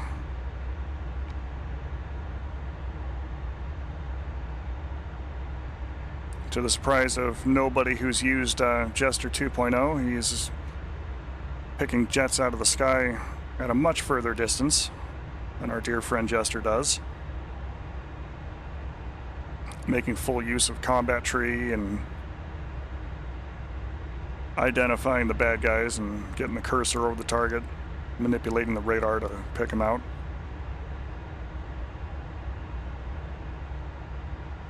Multi-crew really is some of the most fun in DCS.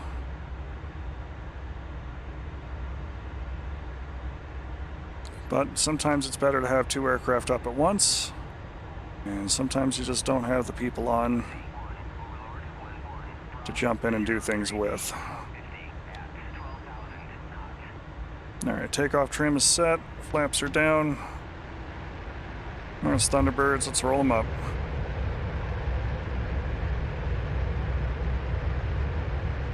Stick is pulled full aft into my gut because we are very heavy indeed. 80 knots. Engine's good. Airspeed off the peg. There's 100. Nose should start to come up. Here we go. We're going to maintain about 10 up on the ladder until she flies herself away.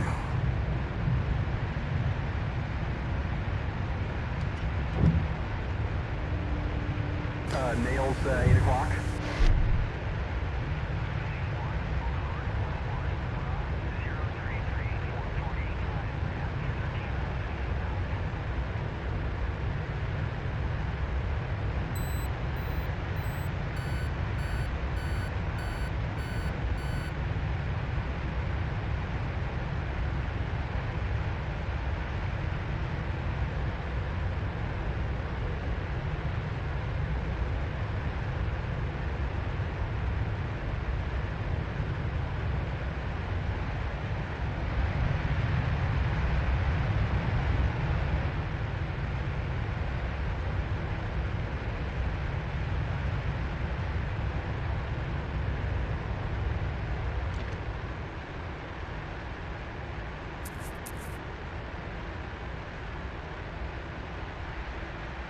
Alright, we're on our way back towards the target area. Make use of the Pave spike.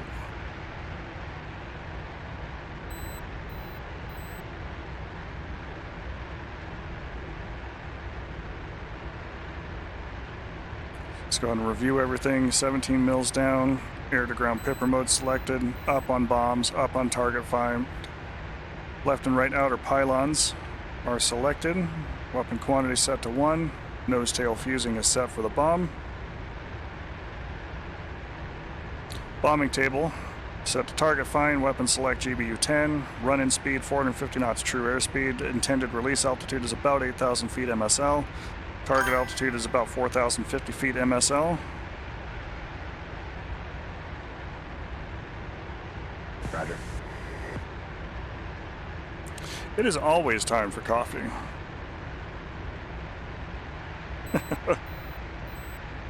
Grab yourself a cup.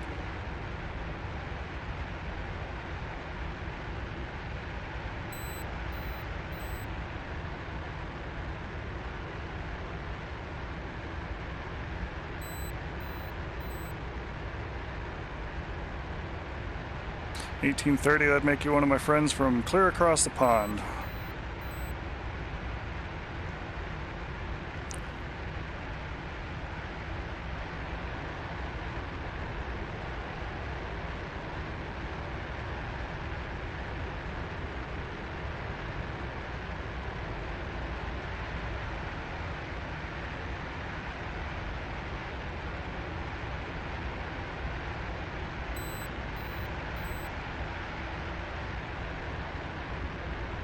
Which also reminds me to thank Thunderbolt for his continued support there. Hope his recovery is still going well.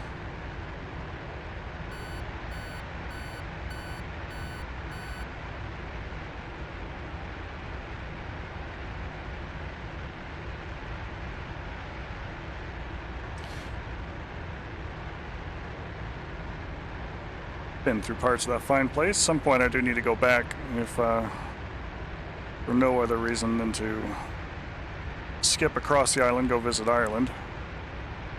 And while visiting England, maybe see about waving at Trigger from across the street.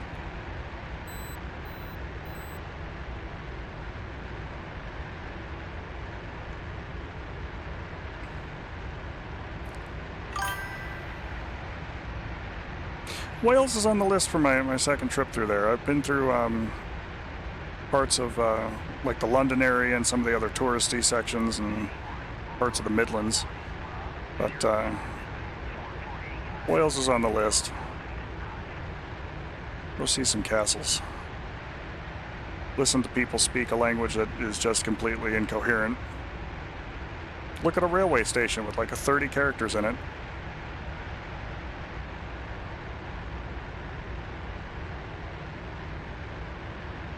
Like in the name, not, you know, people waiting around for the rail yard. Alright, let's drop some bombs.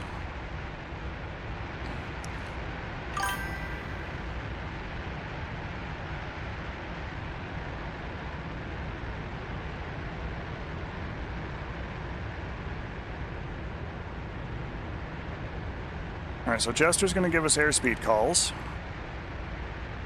And we're going to try and bomb more of these tanks that should be on this little pad.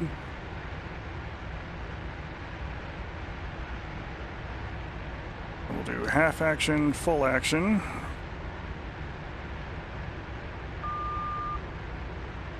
Start holding the pickle button down. 550. Oh, we were a little fast.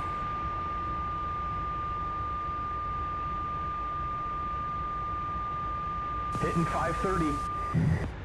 Bombs off the jet. Just looking to try and keep that in the area. Still in the green.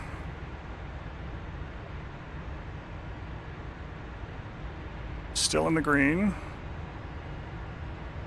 There we go. Impact. That's a lot easier. That's much better than what we've been doing.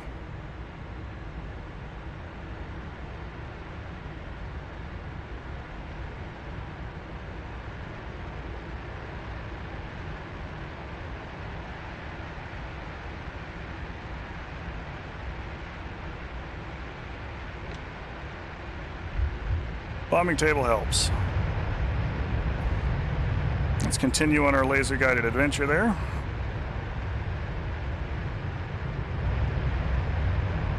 As we are right-wing heavy now.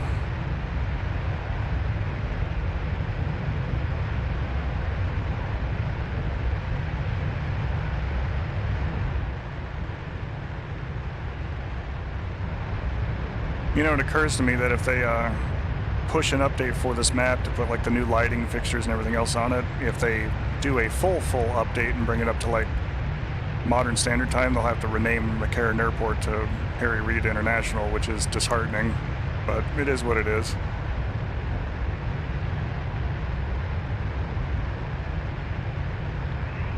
He was a good senator for the state for his time, but at the end of his career, he was definitely pushing the odd vibes.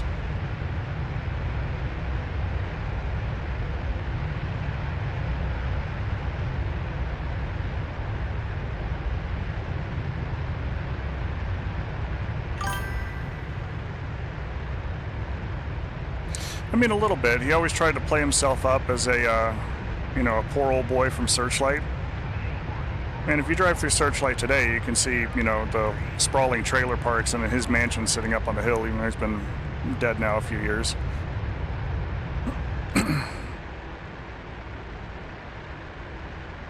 But when he became majority leader there 10-ish or so years ago, became a party mouthpiece and was less a representative for Nevada.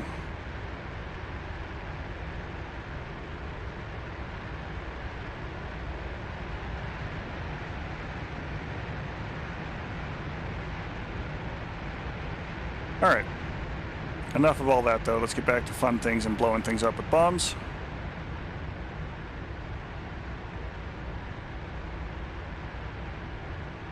As we've got another couple of targets, more or less right out here. Zoom out just a little bit. We are getting to be a little close.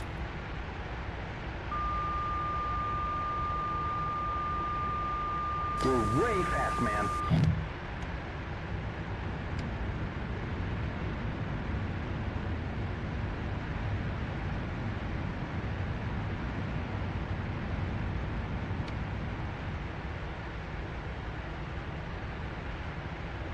All right.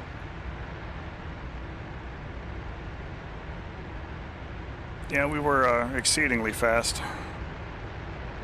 But bomb still did bomb things.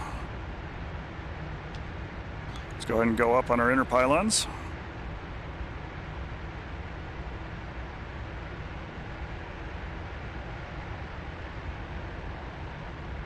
Reset the pod back to center.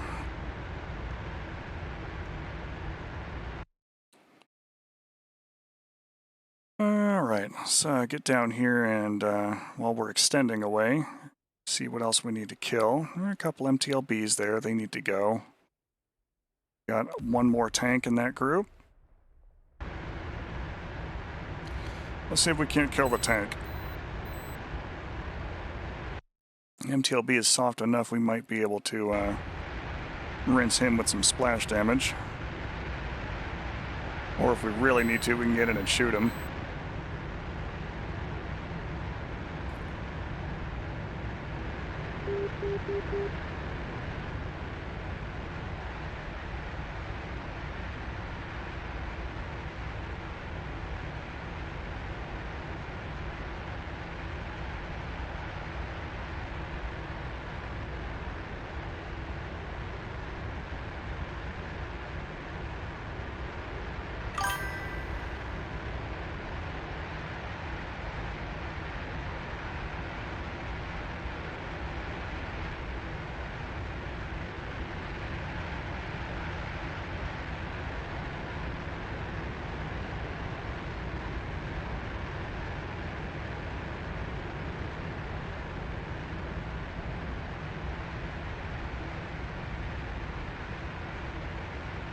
Alright, now to play Find the Tank.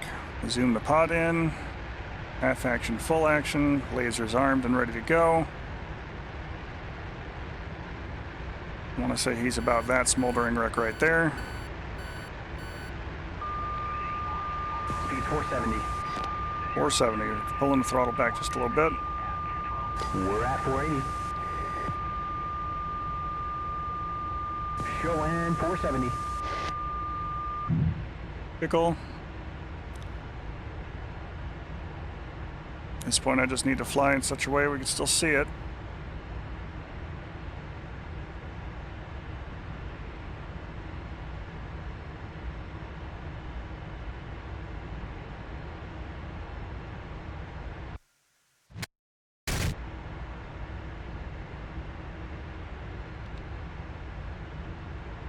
I think the bomb might not have picked up the laser on the way down. It pulled up a little too much, I think.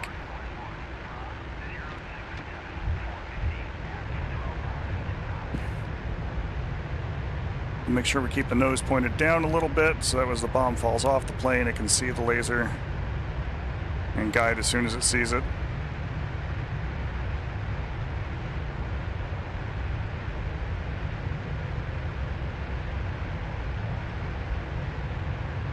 Oh, you know what? We were also set up for GPU 10 still, which is a different glide coefficient. And sometimes that can matter. You got it.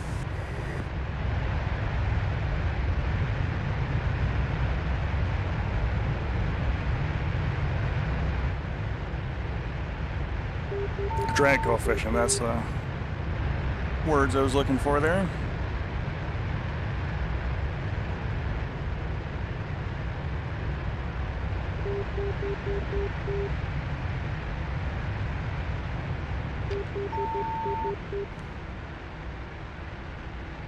Now we need about 150 knots, but we should be able to start sighting in on them again.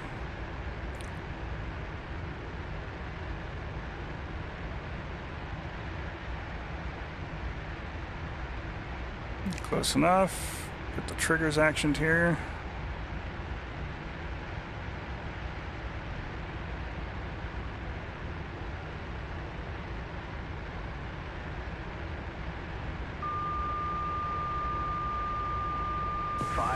Just a little fast. Almost going ballistic. 530.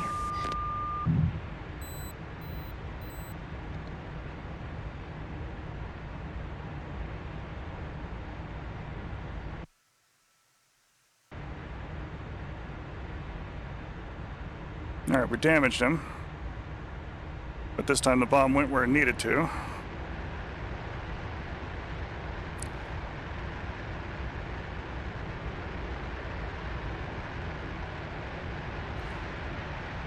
All right, so he is in front of that building, away from the fire. Got it.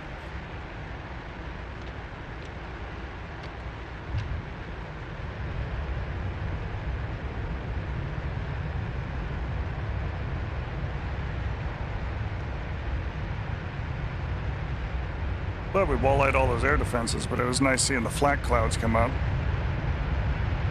Those shells should have been air bursting from the start, but, you know, take the good we can from the updates we do get.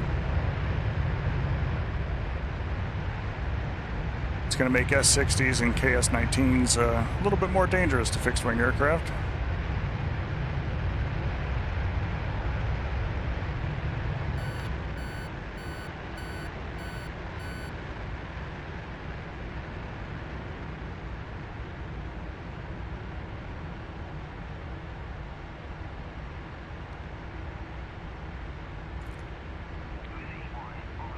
Lasers on.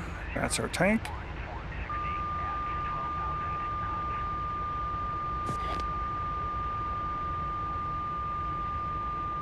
We're at 460.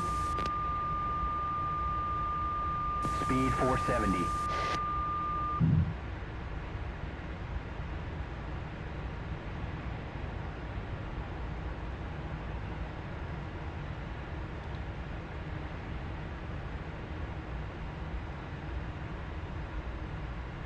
Got a lot closer to him.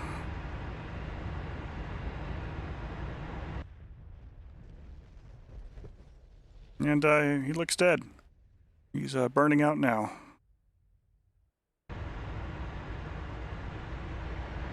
I think we have a bomb left. And we're just about to the 2-hour mark here. Let's go ahead and find something, finish strong.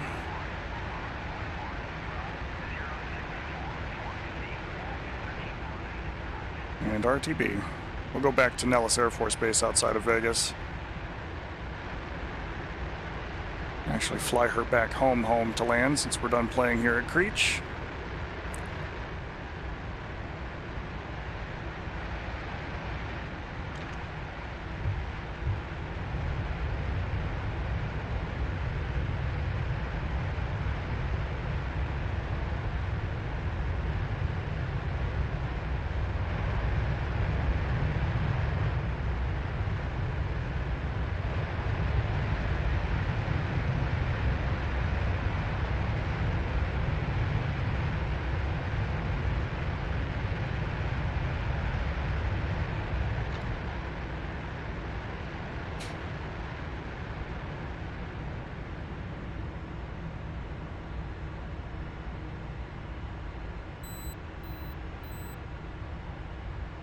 I believe, and we have a couple of friends out by this patch that might still be alive. Yeah, there he is. Where is he? No, that looks dead. All right. It's fine. We'll roll out a minute. And review here on the ground so we can actually find something appropriate to destroy.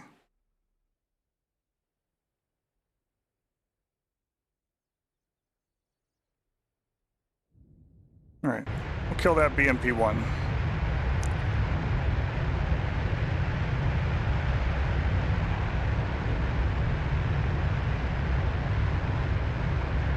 Kind of out there in between those two buildings.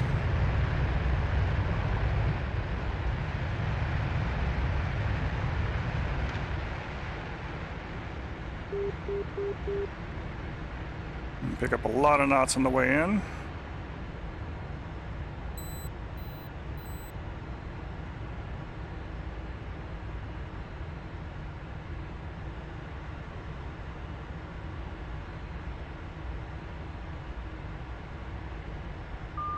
Speed 370. 400. Take care. Thanks for flying. Thanks for watching. Pickle. Here comes the bomb.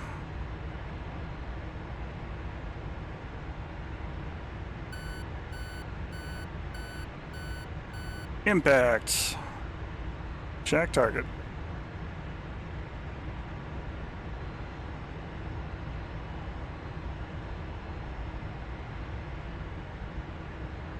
What do we have left down there? Just a couple MTLBs.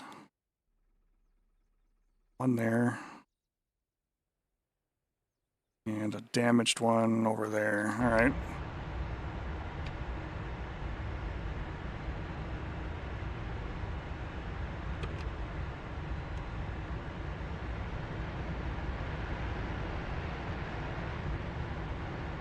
Guns in low rate. Should give us a few more precious seconds of trigger time.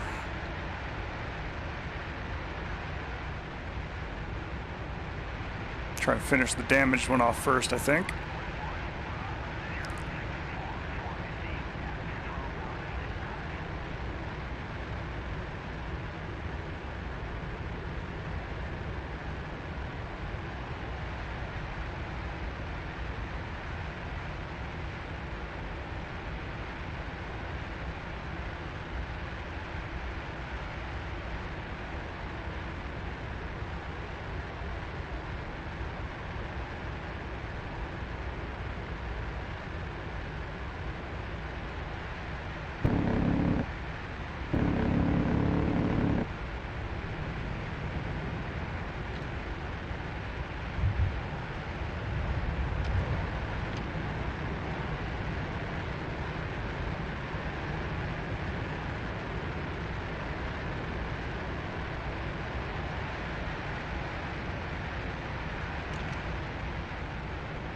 And that second one was out here near where we killed that BMP.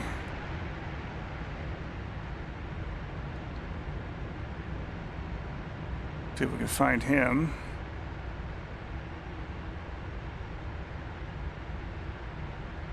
He's going to need a little extra gumption.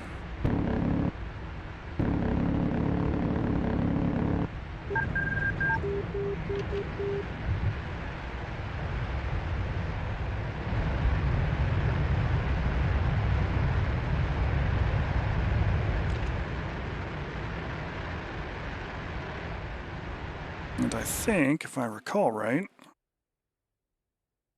the only other target of any significance left was a BMP that was out here on the hill.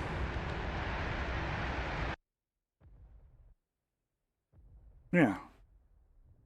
Yeah, there he is. See if we can get him too.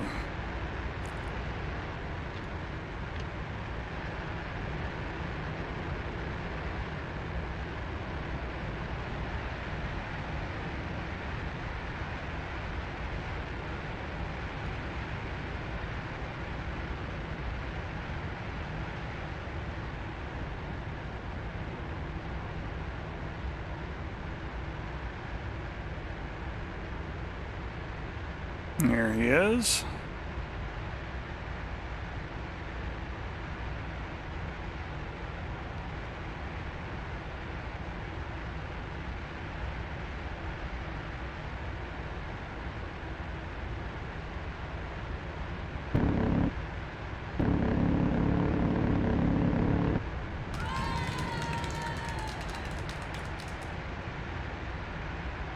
All right, all the targets in that area are destroyed. Yucca Pass is now safe for everybody from couriers to average everyday people to come walking through. Going to set our TACAM back up to 12 X-ray, which is going to be Nellis Air Force Base. Home of the Thunderbirds and home of the fighter pilot.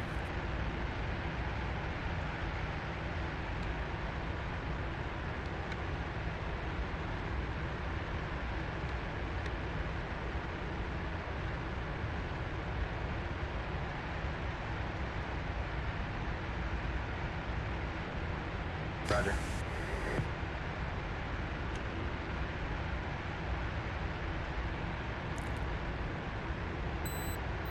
Safe our weapons.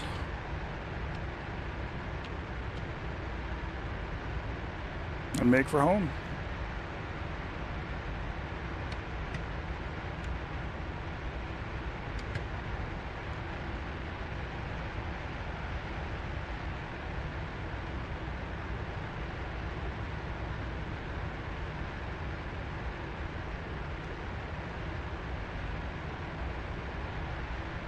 It is important a little bit to adjust your brightness back if you transition between an air-to-ground and air-to-air type mode, as that brightness knob applies to anything on the display screen here for us. So, you know, if you dimmed it down to try and make it clearer to find targets in the center of your TV screen for, you know, walleyes or mavericks or whatever else, you'll need to brighten it back up so that you can actually see what the backseater is seeing on the radar display. Or you can just trust your life to them, go from there.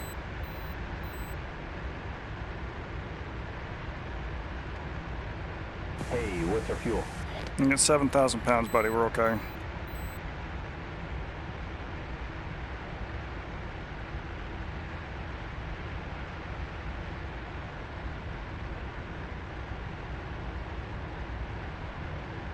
We have a new bogey. Left 40, 42 miles, 14,500. IFF checks out. Target paints. All right, says we're cruising back home, past Mount Charleston, back into the greater Las Vegas area. Is there any questions on what we've done today? Things you want me to touch base on or cover again? Now's the time to go ahead and pop those questions in the chat.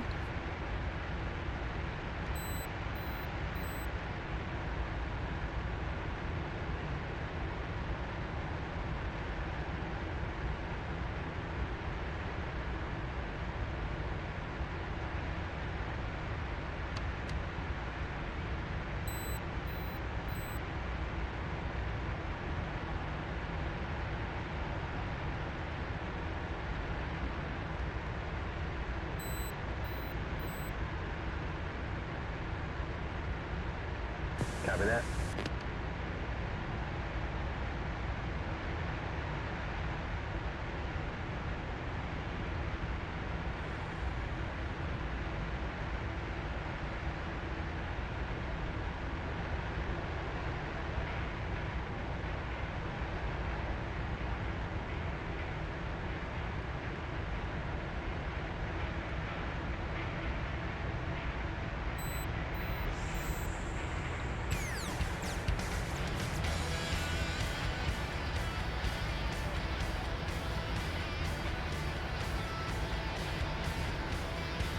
They really did release good soundtracks for both the F4 and the F-14.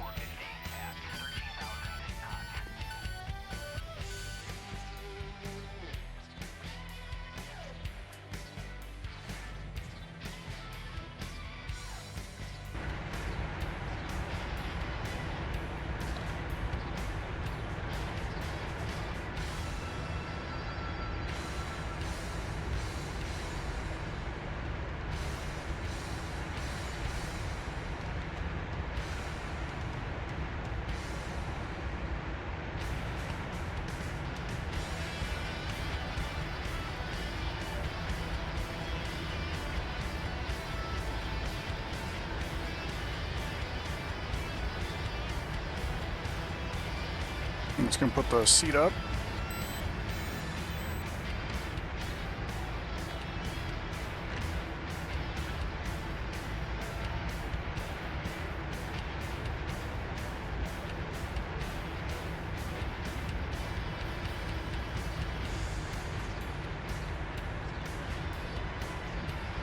Active runway should be 21 right.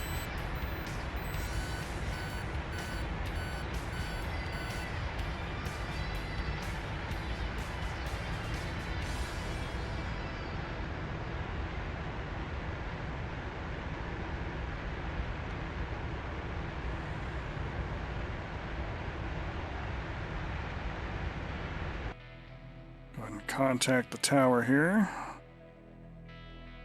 on 327.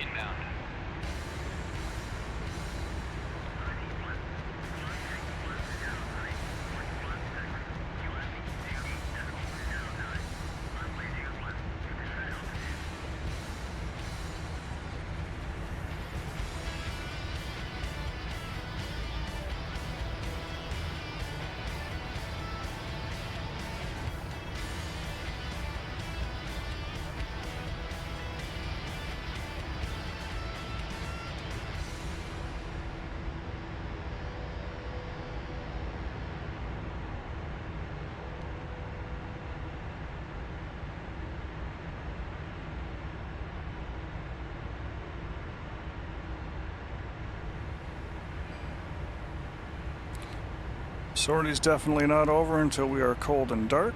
We are on our way in right now. Had a very successful day using the Pave spike.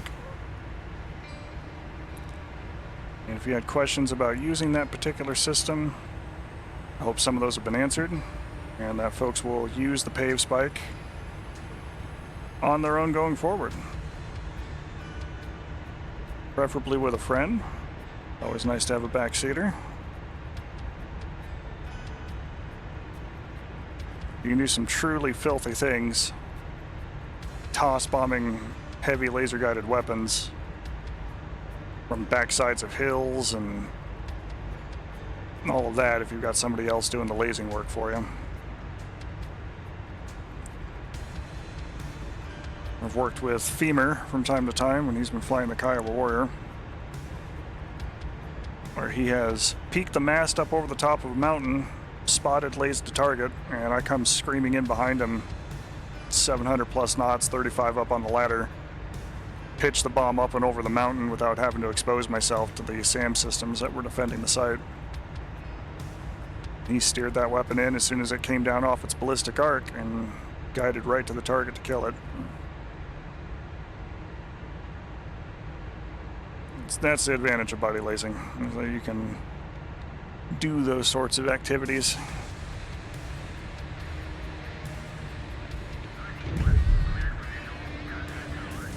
Enter 205, Quest landing clearance, runway 21 right. Uzi 1, request landing.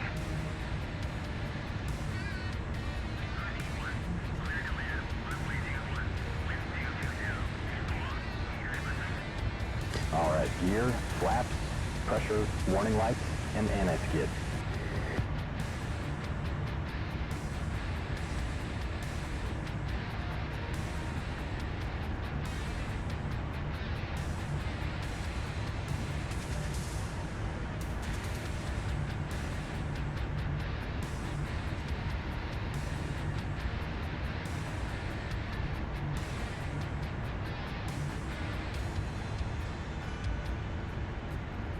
All set, Chester. Let's go home.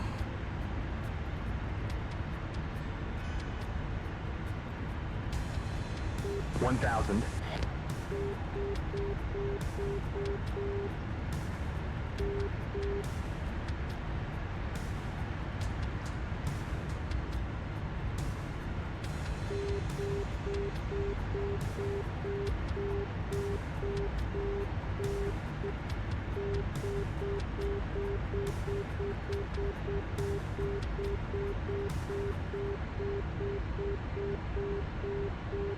$500.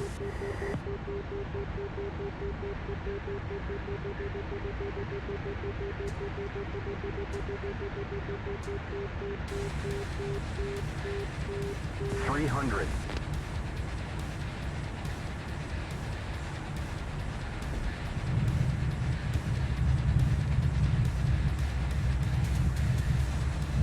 That was a good one.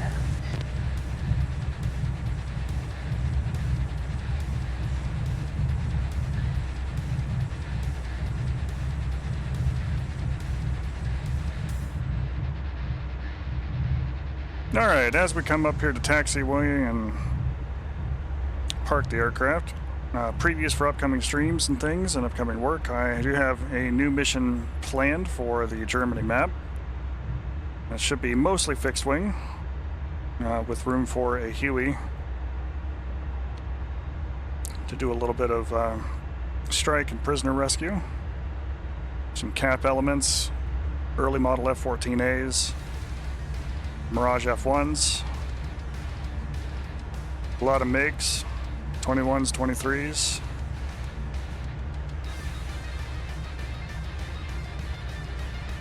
Should be a good time.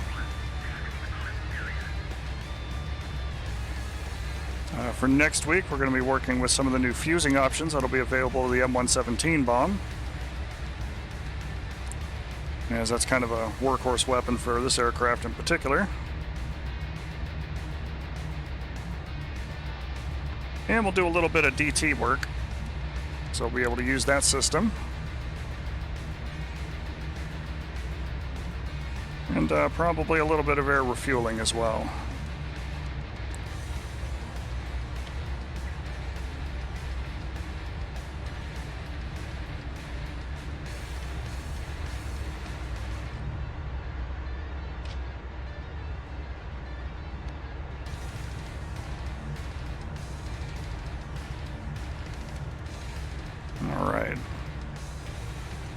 It's a good spot in the Meteor soundtrack, but let's go ahead and turn that off for now. Roger.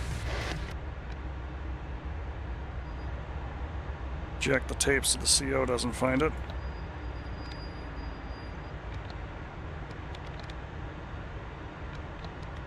Alright, it's got a rethread, I believe.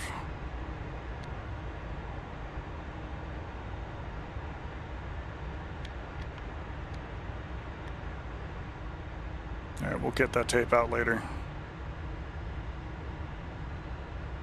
Let's park the jet first.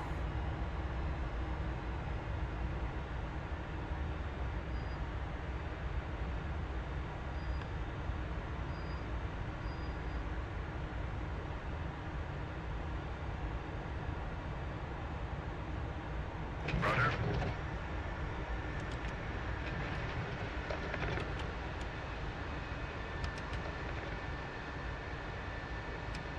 Wilcox in.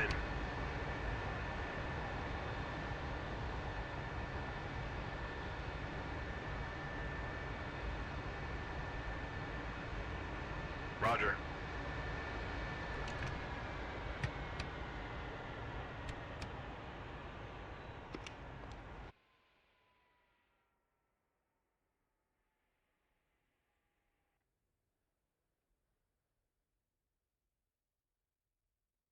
All right, folks. Thanks for coming up to watch. Thanks for coming up to fly.